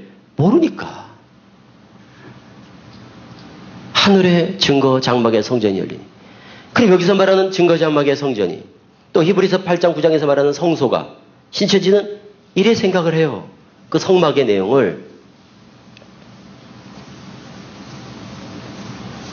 이제 이런 오류들이 있어요. 여러 오류가 있거든요. 성경을 오해하는 데는. 그 중에 하나가 단어를 이해하지 못하는 데서 오는 오류가 있어요. 단어에 대한 오류가 있어요. 단어. 이 성경 해석의 기본이잖아요. 단어를 이해하지 못하는 거야. 그게 바로 여기 성소. 이 성소라는 말이 나와요. 히브리서 9장 1절에 첫 장막에도 첫 언약에도 섬기는 예법과 세상에 속한 성소가 있더라. 이 성소를 어떻게 생각하는가 하면 그 뒤에 나오죠. 또 예비한 첫 장막이 있고, 히브리 9장 1절을 말하는 겁니다. 예비한 첫 장막이 있고 그 안에 등대와 상과 진설병이 있으니, 등대, 상, 진설병이 있으니 이를 성소라 일컫고 이래 나와요. 그래서 이 성소와 이 성소를 이만희 교주는 똑같은 성소로 보는 거예요. 심지어 이런 게 성소잖아요, 똑같이. 그러니까 그 성소와 그 성소. 동명이인을 동일한 한 사람으로 오해하는 경우도 마찬가지예요. 이런 건 어디서 비롯될까요? 성경에 대한 기본적인 지식이에요. 바탕이 없는 거야. 그러니까 마태 23장에 보면 하반기절에 이런 얘기가 나와요. 아벨의 피로부터 성전과 제단 사이에서 죽임을 당한 사가랴의 피까지, 이 말이 나오거든요. 그때 그 사가랴를 이만희 교주는 세례요한 아버지 사가랴라고 알고 있어요. 그래서 세례요한 아버지가 왜 성전과 제단에서 죽임을 당했느냐? 예수님의 어머니 마리아하고, 참 입에 담기가 참 민망하지만 어느 정도로 갈 때까지 가는가를 알려드리려고 제가 참난된 얘기지만 그냥 용서하고 들으세요. 세례요한 아버지 사가랴하고 예수님의 모친 마리아가 성전에서 간통을 하다가 들켜가지고 사가랴가 돌에 맞아 죽었다. 그래서 세례요한의 아버지 사가랴가 예수님의 생부다. 그래서 세례요한과 예수님은 이복 동생, 이복형 요 관계라고 보는 거예요. 이게 초창기에 저희들이 다 그렇게 알고 있었고, 그것이 문제가 되자 외부적으로는 성령으로 잉태했습니다 이렇게 가르치지만 적어도 신천지 강사급 가르치는 애들은 다 이렇게 알고 있습니다. 그게 어디서 나온 교리일까? 제가 캐보니까 통일교 계통의 교리예요. 보세요. 그게 어디서 하나 비롯되냐? 사가랴라고 하는, 그 사가랴는 그 사가랴가 아닌 거 아시지 않습니까? 응? 그런 식으로 성경에, 그러니까 무식에 아주 절정에 이르는 거예요. 그러니까 이것도 똑같아요. 성소 이래요. 그러니까 그들이 성육신의 개념을 알겠어요? 몰라요. 요한복음 1장 14절 말씀이 육신이 됐다는 말의 의미를 모른다니까요. 그건 좀 이따 따로 말씀드리죠. 자, 성소가 이 성소가 내용만 읽어봐도 다르잖아요. 여기서 말하는 성소는, 여기서 성소라고 일컫는 거는 장막에 대한 내용입니다. 그래서 성막을 일컫는 말이 한 9가지가 돼요, 구약에. 회막, 증거막, 장막, 성소 등등 많단 말이에요. 그 중에 그냥 성소라는 표현을 썼지만 이거란 말이에요, 이거. 문이 있고, 울타리 안에 번제단이 있고, 그리고 물두멍이 있고. 이거 아시죠? 응? 등과 진설병과 그리고 언약궤가 있고, 아론의 쌍난 지팡이, 만나를 담은 항아리 2개의 돌판이 있고, 그리고 영광의 2 그룹이 있고. 이게 바로 성소, 지성소거든요. 여기 이제 휘장이 있고, 이걸 말하는 거예요, 이걸. 여기서 말하는 성소는 이 성막, 장막, 이거를 말하는 거예요. 그래서 첫 언약에도 모세 때 땅에 만들어 놓은 성소가 있었다. 그런데 그 예비한 첫 장막이 있고, 이걸 말하죠. 요게 바로 이제 요거가 되는 겁니다, 요거. 예비한 첫 장막이 있고, 그 안에 등대와 상과 진설병이 있으니 이를 성소라 일컫고, 휘장 뒤 둘째 장막에는 언약궤와 그 안에 상과 만나를 담은 항아리와 2개의 돌판과 만나를 담은 항아리가 있었으니, 그리고 영광의 2 그룹이 있는 요게 바로 지성소다. 이렇게 구분을 짓는 거거든요. 그러니까 이거를 헷갈려 해가지고 성소가 뭔지, 성소가 나오면 그냥 다 여기를 생각하는 거거든요. 이게 이제 실상이 뭐냐? 이게 실상교리라는 게 있어요. 저 한국의 과천에 유재열이라는 사람이 장막 성전을 만든 일이 있었습니다. 유재열의 장막 성전. 그게 성소라 그러고, 이만희의 증거 장막 성전, 이게 지성소라 그래요. 이게 실상이라고 그래요, 실상. 이게 오늘날 이 땅에 이룬 실상이라고 그래요. 그래서 유재열의 장막, 이만희의 증거 장막, 이게 성소, 이게 지성소, 이렇게 본다고요. 사실 이제 이런 실상은 뭐 얘기할 가치도 없죠. 판이 잘못된 걸 알면, 이론적으로 이 설계도 도면이 잘못된 걸 알면 그대로 집이 지어진들 불법 건축 있죠. 그러니까 뭐 이런 얘기를 할 것도 없지만 이게 신천지의 교리예요. 그러니까 갈수록 황당해지는 거란 말이에요. 근데 이런 것들을 용납하는 배경이 뭐냐? 이런 내용들이에요. 그냥 성경을 해석하는 데 있어서 그런 것들에 대해 눈을 못 뜨다 보니까 이런 것들을 용납하게 되는 거예요. 심지어 계시록 가면 방마당이라는 게 나옵니다. 계시록에 보면. 계시록 많이 읽으신다고 들었는데, 읽는 정도가 아니라 외우신다고 제가 들었는데, 기억나시죠? 신천지인들은 계시록을 22장 전절을 다 외우는 운동을 합니다. 그래서 계시록을 잘 알아요. 아무래도 좀 많이 알아야 이렇게 대화를 하면 금방금방 좀 빨리빨리 이제 전달이 되고 이해가 되죠. 11장에 보면 2절에 이런 말이 있습니다. 1절에 사도 요한에게 지팡이 같은 갈대를 줍니다. 그러면서 청량하라고 그럽니다. 성전과 제단과 그 안에서 경배하는 자들을 청량하되 성전 방마당은 그냥 두라. 이것을 이방인에게 주었은즉 저희가 거룩한 성을 40달 동안 짓밟으리라. 이렇게 말하는데 그때 방마당이 나와요. 그 방마당이 여기라고 그래요. 유재열의 장막 성전이 뭐 7머리 12가지 짐승한테 이렇게 사로잡혀가지고 그래서 여기가 다 망한 거라는 거예요. 그래서 이게 바로 방마당이라고, 이게 방마당. 그럼 신천지 여기는 뭐냐? 증거장막 성전은 앞마당. 방마당, 앞마당을 이렇게 본다니까요. 이거는 성막을 아는 사람이 들으면 배꼽 빠질 일입니다. 어떻게 여기가 방마당이 되고 여기가 앞마당이 돼요? 왜 이렇게 말하느냐? 성경을 자기들의 교리에다가 꽤 맞출 수밖에 없어. 사실대로다가 갖다 맞추려면 자기들의 교리가 깨져. 그러니까 그 자기들의 교리를 안 깨뜨리기 위해서는 억지로 푼다는 말이 딱 맞아요. 아전인수교로 갖다 꿰어 맞추는 거야. 안 맞는 건데 그냥 갖다 꿰어 맞춰버리는 거야. 그러니까 그냥 방마당이라고 우기는 거지 뭐 이거는 뭐. 방마당이 어딘지 아시죠? 성전, 이게 성전이에요. 성전 방마당이에요. 여기는 성전 앞마당이에요. 여기를 이방인에게 줬다. 이방의 뜰이라고 그럽니다. 예루살렘 가면 예루살렘 도가 있고 도시가 있어요. 그리고 예루살렘 도성이 있어요. 예루살렘 도성에 들어가면 예루살렘 성전이 있어요. 그래서 성 안에 성전이 있는 겁니다. 지금은 다 허물어지고 서벽만 남았어요. 같이 갔었거든. 다 가서. 이만희 총회장하고 제가 성지순례를 4차까지 다 돌았어요. 독일까지 다 제가 그때는 이제 혼자 같이 갔었는데 이만희 교주하고 교육장 중에서는 다 가봐서 안단 말이에요. 같이 가냈으니까. 그런데 황당한 이런 얘기를 하면 아는 사람은 이해가 안 되죠. 그래서 성전 방마당은 가만둬라. 이것을 이방인에게 주었은즉 40달 동안 짓밟을 거다. 그래서 여기를 이방의 뜰이라고 그러는 겁니다. 그래서 여기는 이방인들은 여기까지, 여기는 제사장, 여기는 이스라엘 선민, 여기는 제사장, 여기는 대제사장, 이런 단계가 있잖아요. 그런데 이거를 방마당을 여기라고 해버리니 뭐 이거는 뭐 말할 것도 없는 거죠. 이게 상식이 없다는 거예요.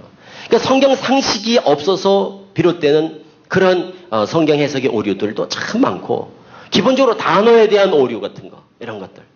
그러니까 단어를 이해하지 못하는 거예요. 그러니까 감안하고 자꾸 들으시라고 말씀드리는 거는, 그들은 성경에 대한 기본적인 기초적인 지식이 없다는 것, 그런데 그런 말을 듣고 따라가는 사람 또한 그들보다 낫지 않다는 거죠. 사기를 당하는 건 그 사람만 못하니까 사기를 당하는 거예요. 적어도 그 분야에 대해서는. 전문가를 못 속이는 이유가 그거 아니에요? 아무리 사기를 쳐도요, 그 분야에 대해서 전문가야 내가. 그런데 내 앞에서 그걸 사기를 치려고 그래. 그게 통할 리가 없죠. 그런데 미혹된다는 얘기는 뭔가 하면 적어도 그 분야에 대해서는 그만 못한 거예요. 그러니까 사기를 당하는 거예요. 우리는 보석 갖다 놓고 이게 진짜냐 가짜냐 물어보면 가짜가 더 진짜같이 보이는 것도 있어요. 그런데 전문가들은 딱 보면 알아. 보석 감정사들이에요. 어떻게 알아요? 전문가니까. 우리가 말씀도 가짜 진짜를 분별한다는 건 적어도 그 부분에 대해서 어느 정도 식견이 있어야 돼요. 그게 목사님들이라고 봐요, 저는. 그래도 우리가 목사님들이 왜 필요한가? 영적인 지도자들은 신학을 다 공부하신 거예요. 그래서 성도들이 겸손해야 될 이유가 난 거기 있다고 보는 거예요. 양은 목자를 떠나면 사는 게 아니에요. 왜 성도들을 강아지라고 안 하고 양이라고 비유해요? 이유가 있을 거 아니에요. 양은 가장 특징 중에 하나가 뭐냐? 의존성입니다. 그러니까 양은 자기를 지킬 무기가 없다니까요. 전 성도들도 똑같다고 봐요. 그러니까 성도들이 유념해야 될 게 뭐냐? 신천지 대책하는 거예요? 신천지 예방하는 거예요? 너무너무 간단해요. 한마디로 사실. 성도님이 원칙만 지켜주잖아요. 그러면 절대 이단에 빠지지 않습니다. 그건 성경 많이 보십시오. 공부 많이 하세요. 전 이렇게 말하고 싶지 않아요. 그거는 오랜 시간이 걸리고 훈련이 많이 필요하지만 아주 간단한 것. 그게 바로 뭐냐? 순종하고 겸손하라는 거예요. 아는 척하지 말라는 거예요. 듣고는 너무너무 재밌다. 이야 너무너무 성경적이다. 이러지 말라고요. 비전문가가 아무리 성경적이라 하고 비전문가가 아무리 맞닥해봤자 얼마나 맞겠어요 그게. 그래서 꼭 이렇게 하시면 돼요. 들어보면 좋을 수도 있어요 성도님들이. 성도님 입맛에 맞을 수 있다니까 건강에 해로워도. 그러니까 너무너무 좋아요. 그럼 이래 하시라고. 너무너무 좋아요. 그런데 제가 뭘 합니까? 목사님께 허락받고 올게요. 그렇게 하시라니까요.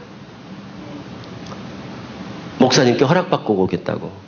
내가 잘 모르니까 요즘같이 이렇게 혼란한 때 함부로 아무거나 주는 대로 먹을 수 있냐? 목사님께 가서 허락받고 오겠다고. 이렇게 하면 절대 빠지지 않아요. 성도들이 자기 힘으로 자기를 지키려고 하는 것만큼 교만한 게 없고요. 무모한 게 없고요.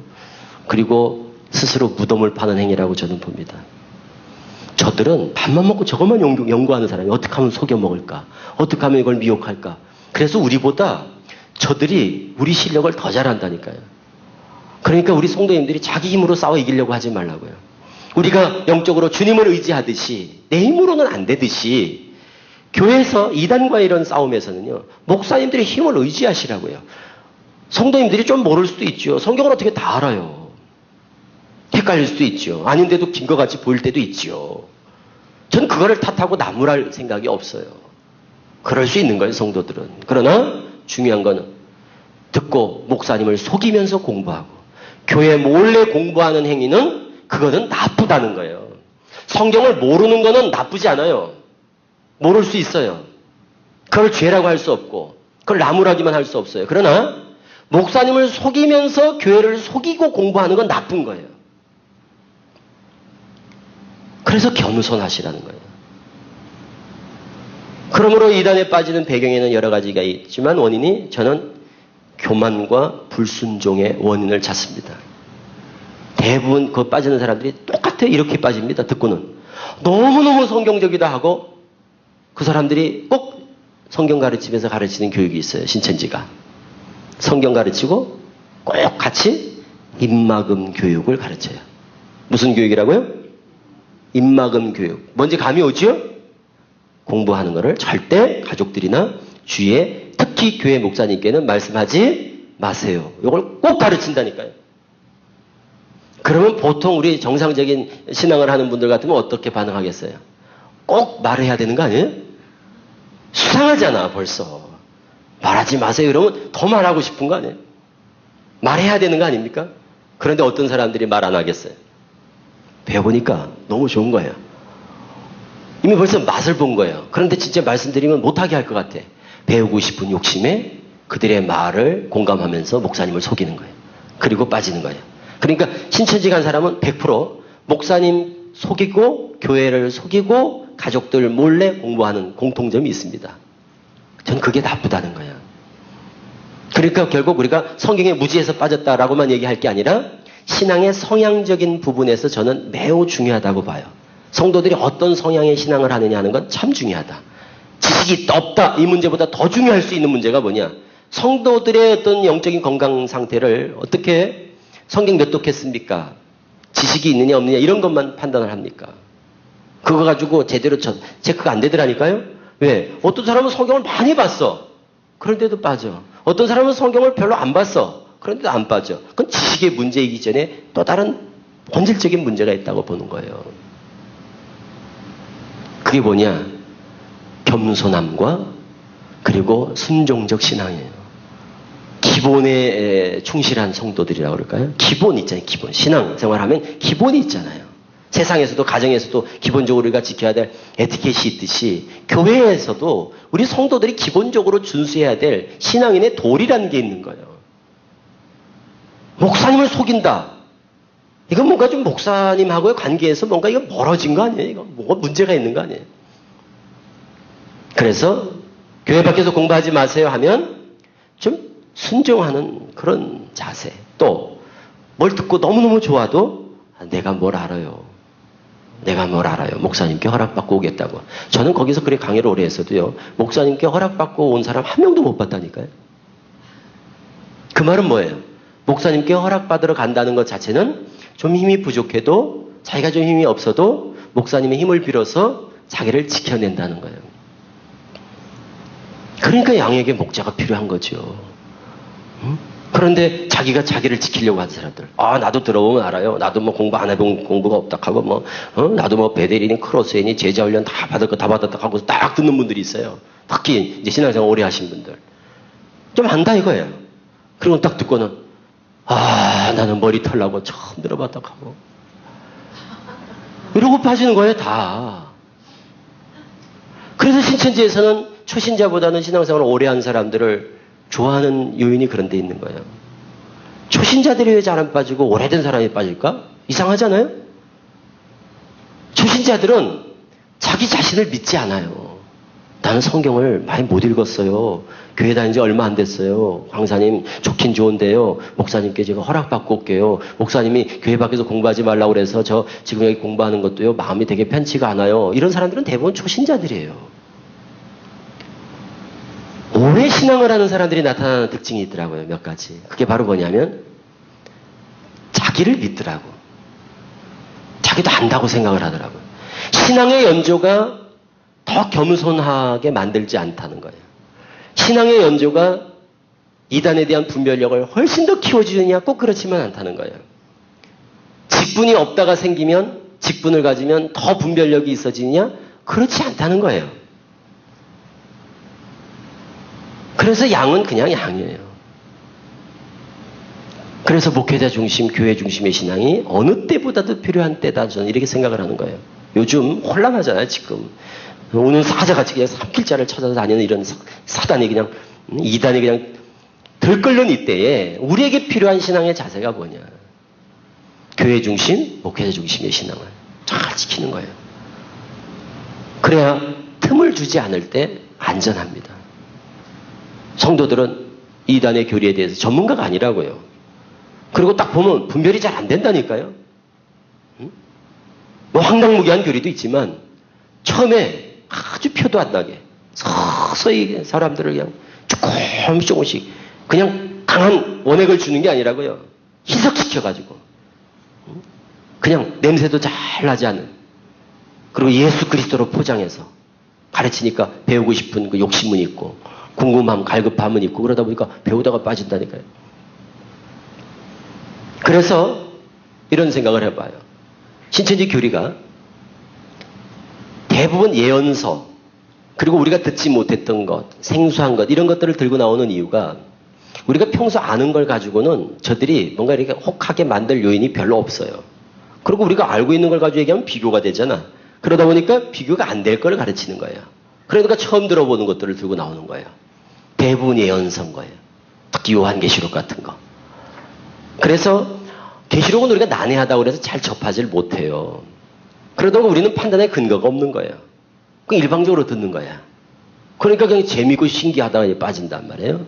그래서 어려운 걸 가지고 분별하려고 그러지 말고 쉬운 걸 가지고 분별하면 이단은 쉽게 분별이 돼요. 어차피 계시록은 난해한 문제예요. 그런 난해한 문제를 가지고 뭐 누가 맞냐 틀리냐 이거는 또 어렵다 이 말이에요. 그런데 그들이 보이는 맹점 중에 하나가 너무 어이없는 것에 실수를 한다는 거.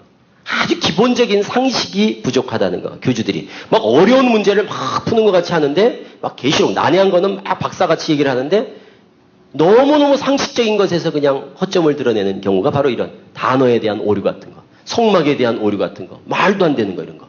이거는 뭐 논란의 여지가 있는 게 아니에요. 해석의 문제가 아니잖아요. 이거는.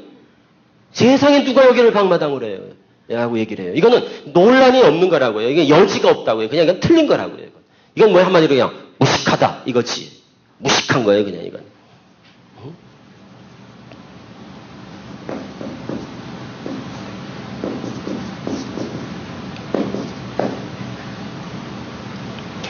신천지를 비롯한 모든 교주들이 동방교리라는 게 있어요. 동방. 성경에 동방이란 말이 나요. 에덴 동산도 어디다 만들었어요? 동방에 만들었잖아요. 그러니까 동방의 에덴의 동방에 동산을 창설하시고, 그러니까 동방에 나오는데 이 동방이 어디냐? 신천지 교리예요.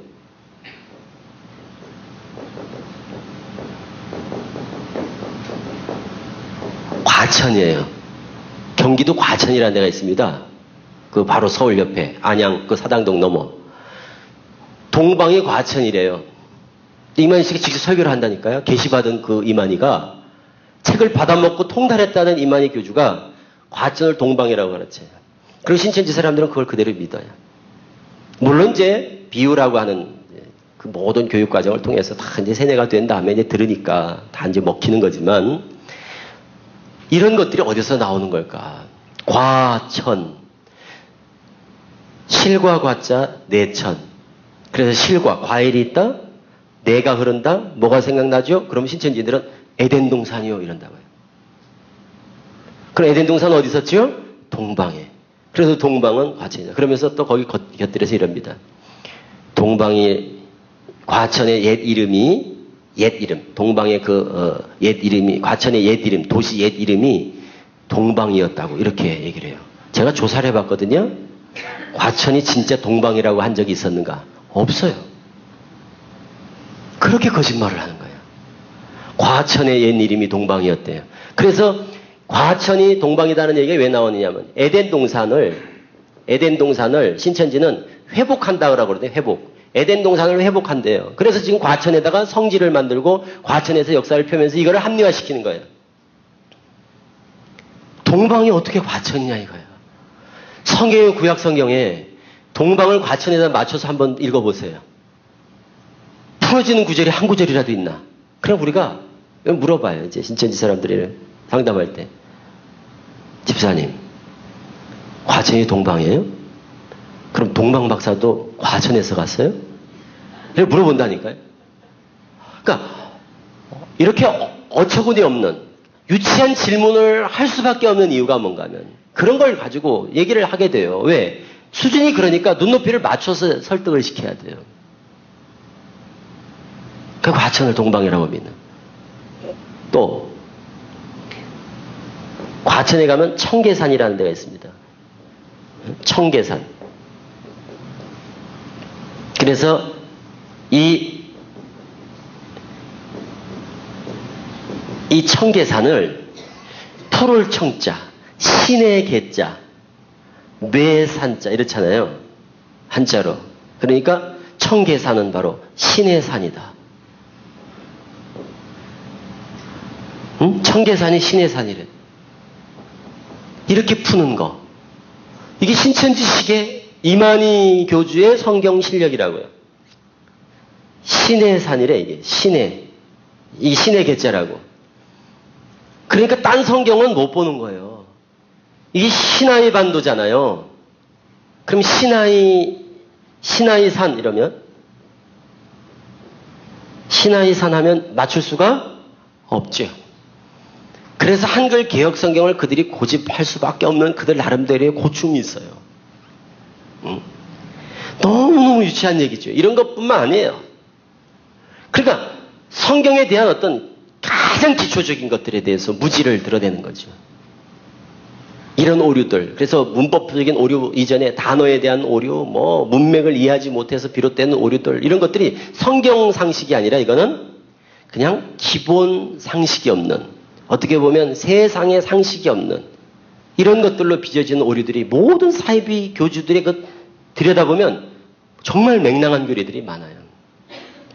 이거를 그래 세상에 공부를 많이 했다는 그런 똑똑하다 하는 친구들이 이런 교리를 가지고 듣는 거는 딴 거에 매여 있으니까, 딴 거에 묶이니까 이런 것들을 용납하게 되는 거예요.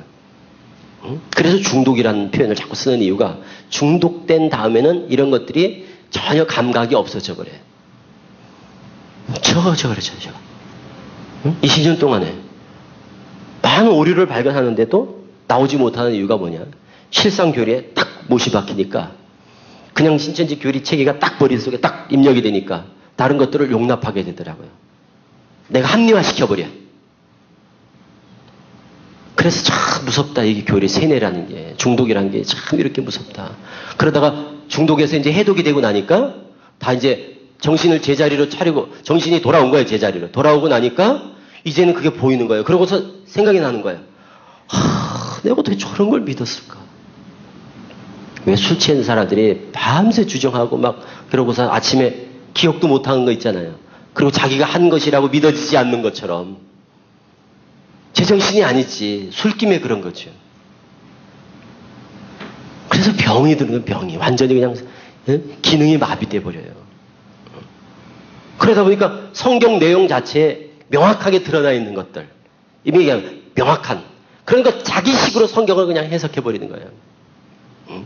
이런 오류들이 너무너무 많아요. 그게 바로 보혜사에 대한 얘기나 이런 것도 마찬가지예요. 인간 보혜사를 어떻게 믿게 되느냐. 결국 그 단어의 의미를, 문맥을 보지 않고 단어만 딱 가서 갖다가 그냥 차용해가지고 갖다가 끼워 맞춰가지고 아전인수격으로 성경을 막 풀어버리는 거예요. 그럼 성도들은 또 그걸 보면서 뭐라고 그러냐. 너무너무 성경적이다. 이렇게 또 믿는 거예요. 너무너무 성경적이다. 이렇게 생각을 하는 거예요.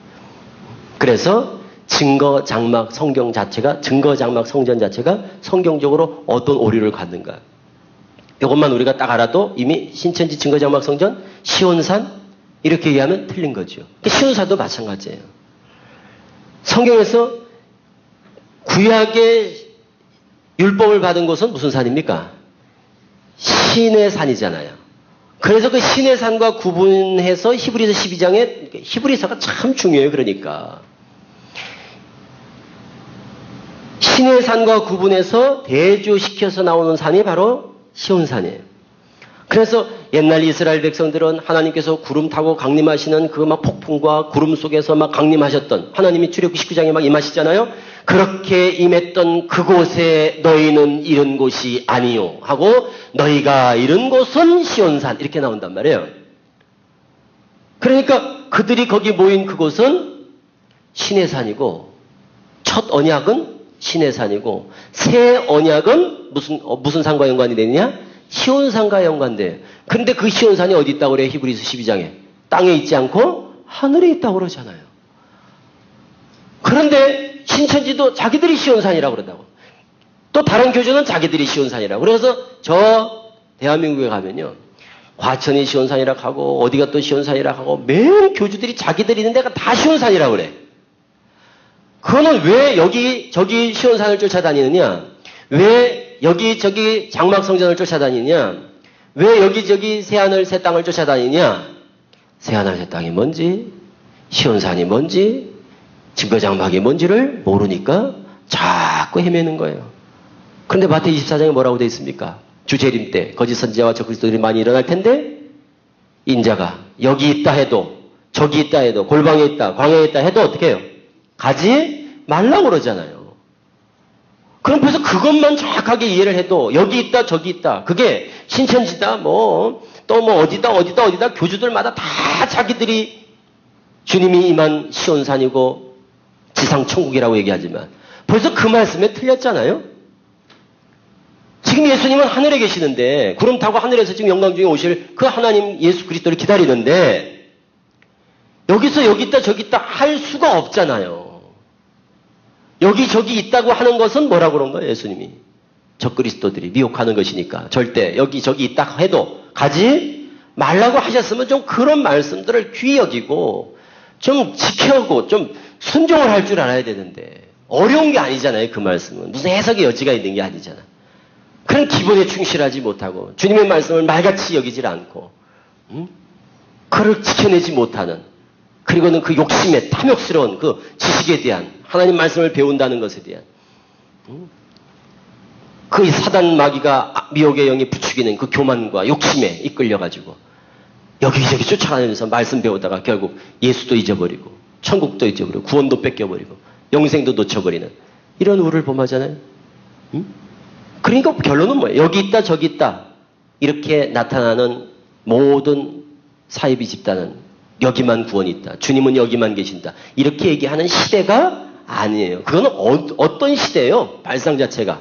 신약 시대가 아니라 우리가 시대를 구분짓는다면 신약 시대가 아니라 구약 시대적 발상을 하는 거예요. 지금 때가 어느 때인데 지금 이 땅에다가 만들어 놓고 여기다가 뭘 장막을 만들어 놓고 우리는 지금 하늘의 장막에 여기 올라온 우리가 다시 또 땅에다가 만들어 놓고 이 땅에다가 만들어 놓고 여기를 장막이라고 하면서 우리를 어떻게 하는 거예요? 다시 끌어내리려는 셈이죠.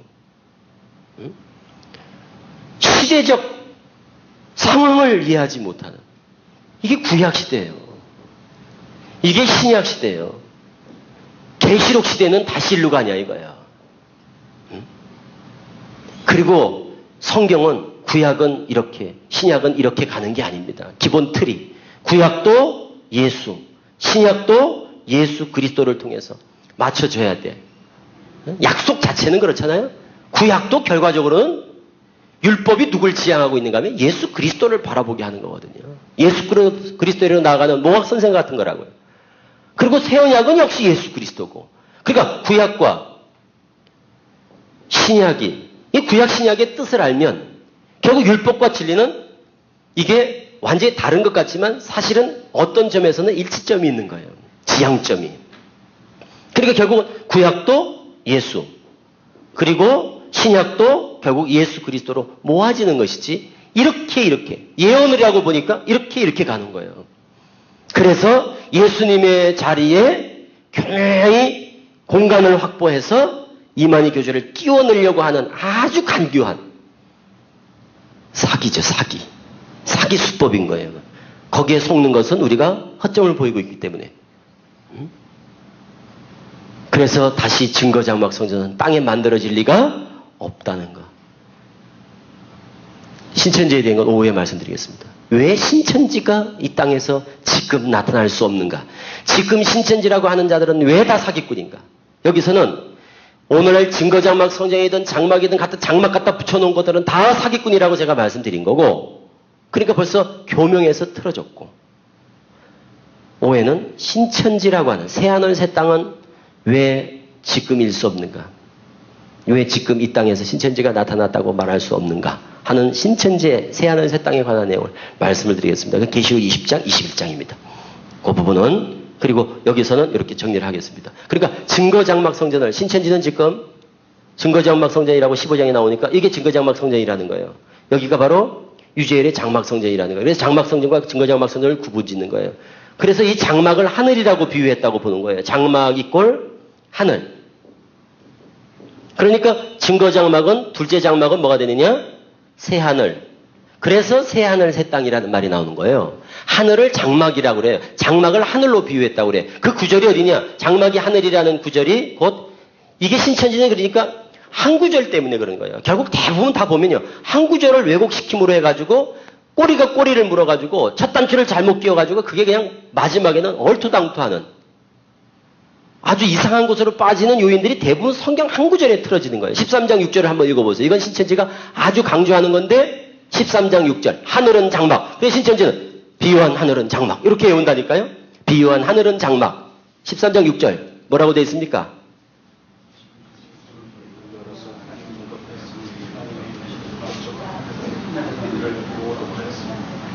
하늘, 한글 개역 성경에 이래 돼 있어요.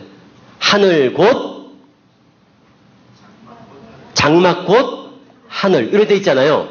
장막 곧 하늘 이렇게 됐다고 장막은 하늘, 장막을 하늘로 비교했다 이렇게 보는 거예요. 그런데 내용이 개역 성경에는 하늘 곧 장막 곧 하늘 이렇게 나오는데 원래 그 의미가 아닙니다. 영어 성경 가지고 계신 분 뭐라고 되어 있습니까? 하늘이 곧 장막, 장막이 곧 하늘이 아니요. 어떤 의미로 이해를 해야 옳습니까? 응? 13장 6절, 계시록 13장 6절.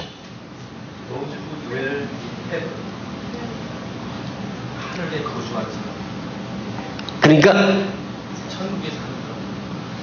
장막이 하늘이 아니고, 하늘이 장막이 아니고, 장막 이퀄 하늘, 이게 아니란 말이에요. 그렇죠? 그러니까 신천지가 이런 식이에요. 그래서 한글 개혁 성경을 꼭 고집하는 거예요, 이 사람들이. 이걸 갖다가 억지로 갖다 끼워 맞추려고. 그러니까 보세요. 장막이 하늘이라고 하니까 증거 장막은 무슨 하늘? 새 하늘 이렇게 되는 거예요. 첫 장막은 처음 하늘, 둘째 장막은 새 하늘 이렇게 보는 거라고요. 그게 비유풀이에서 다 틀어지는 거예요, 사실은. 그리고 증거장막 성전이라는 게 15장 5절에 나오는 증거장막 성전이 이겁니까? 계시록 15장 5절에 증거장막 성전이 성소 지성소할 때 이 증거장막 성전을 말합니까? 아니에요. 이거는 첫 장막, 둘째 장막, 예비 장막, 증거장막 이게 아닙니다. 그럼 이게 증거장막 성전이 이게 아닌 증거. 성경에서 증거장막이라고 표현하는 것은 이거를 말합니다. 이거를. 그래서 여기 성소할 때 장막, 성막 이거를 증거장막이라고 표현을 하는 거예요. 사도행전 7장 보세요. 사도행전 7장. 사도행전 7장.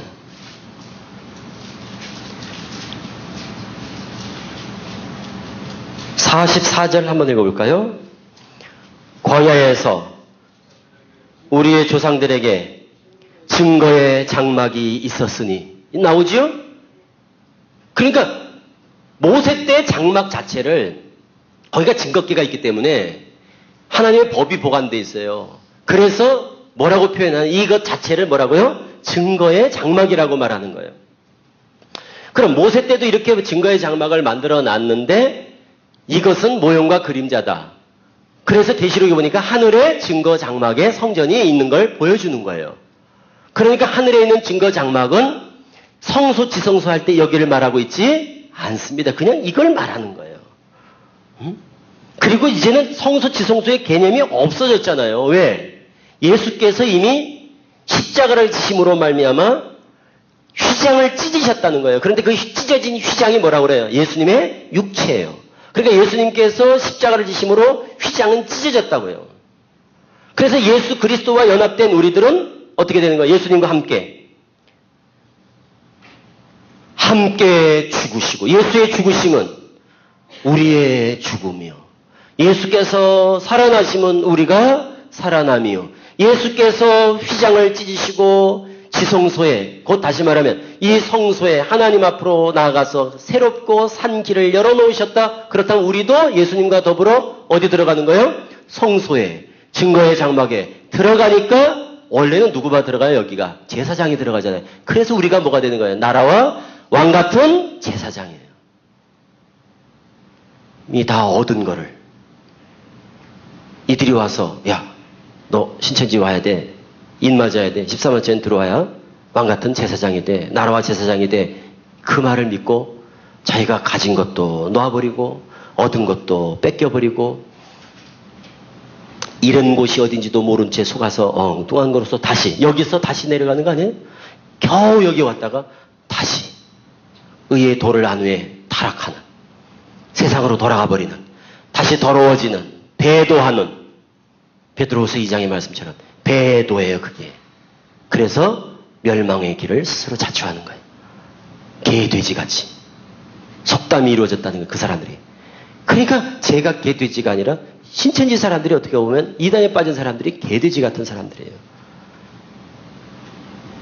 더러운 것을 먹었다가 토했다가 다시 먹고, 돼지가 씻었다가 다시 구덩이에 빠지는 개, 돼지 같은 그 속담이 저에게 응하였느니라. 어떤 사람에게? 의의 도를 안 후에 타락한 자들, 의의 도를 안 후에 이기고 왔다가 지고 타락한 자들, 그게 불신세계로 돌아가든 세속적으로 빠지든 이단에 빠지든 배도자들이에요.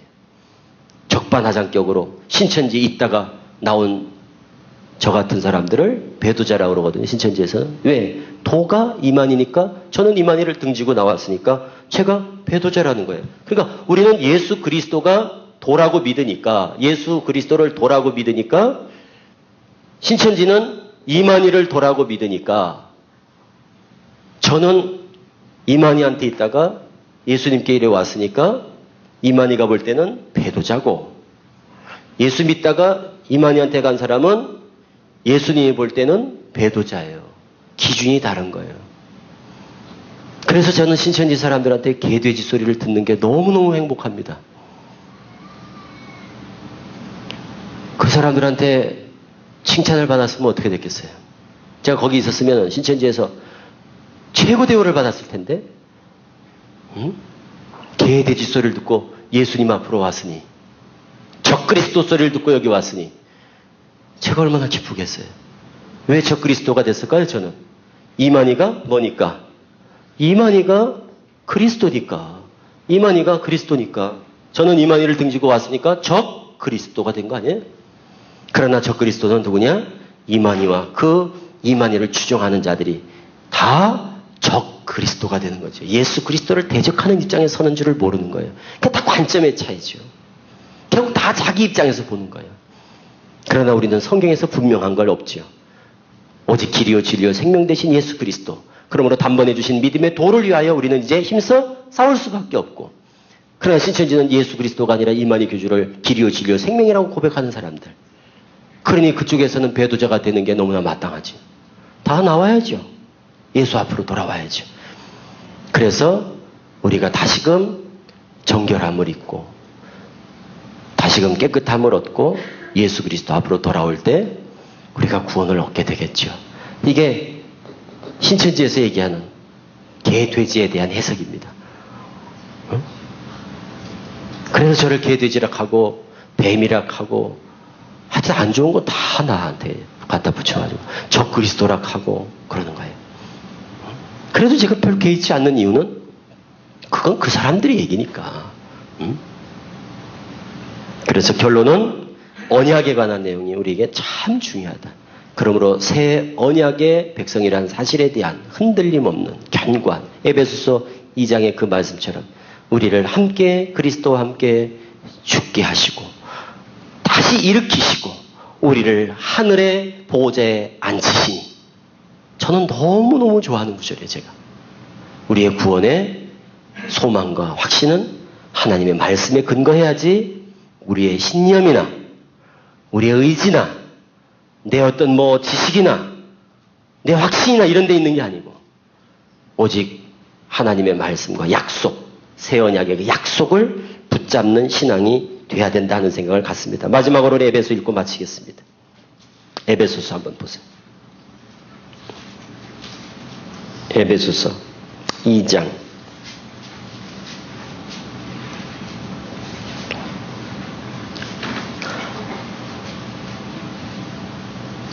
읽어볼까요? 4절 시작.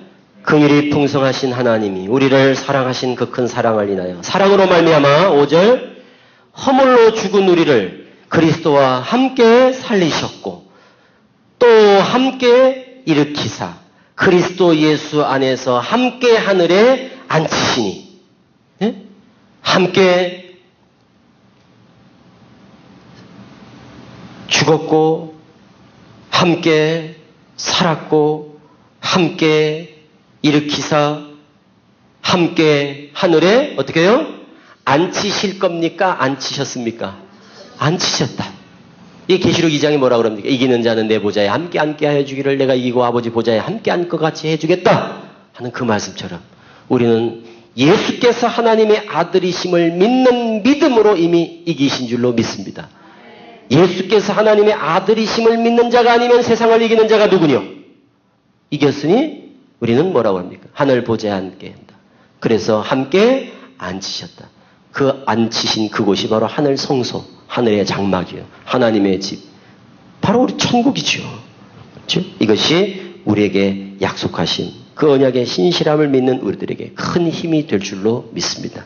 쉬시고 식사하신 후에 오후에는 새하늘 새 땅, 신천지 계시록 20장 천년왕국과 그리고 새하늘 새 땅 이 부분에 대해서 그리고 육체영생 교리의 허구성 신인합일 육체영생 교리가 제가 그게 아닌 줄 알고 나왔다고 그랬지 않습니까? 신천지들이 오매불망 소망하는 안 죽는다 하는 근거가 뭐냐 이거를 계시록 20장과 고전 15장 천년왕국 새하늘 새 땅 이 내용을 설명을 좀 드리도록 하겠습니다. 감사합니다. 수고하셨습니다.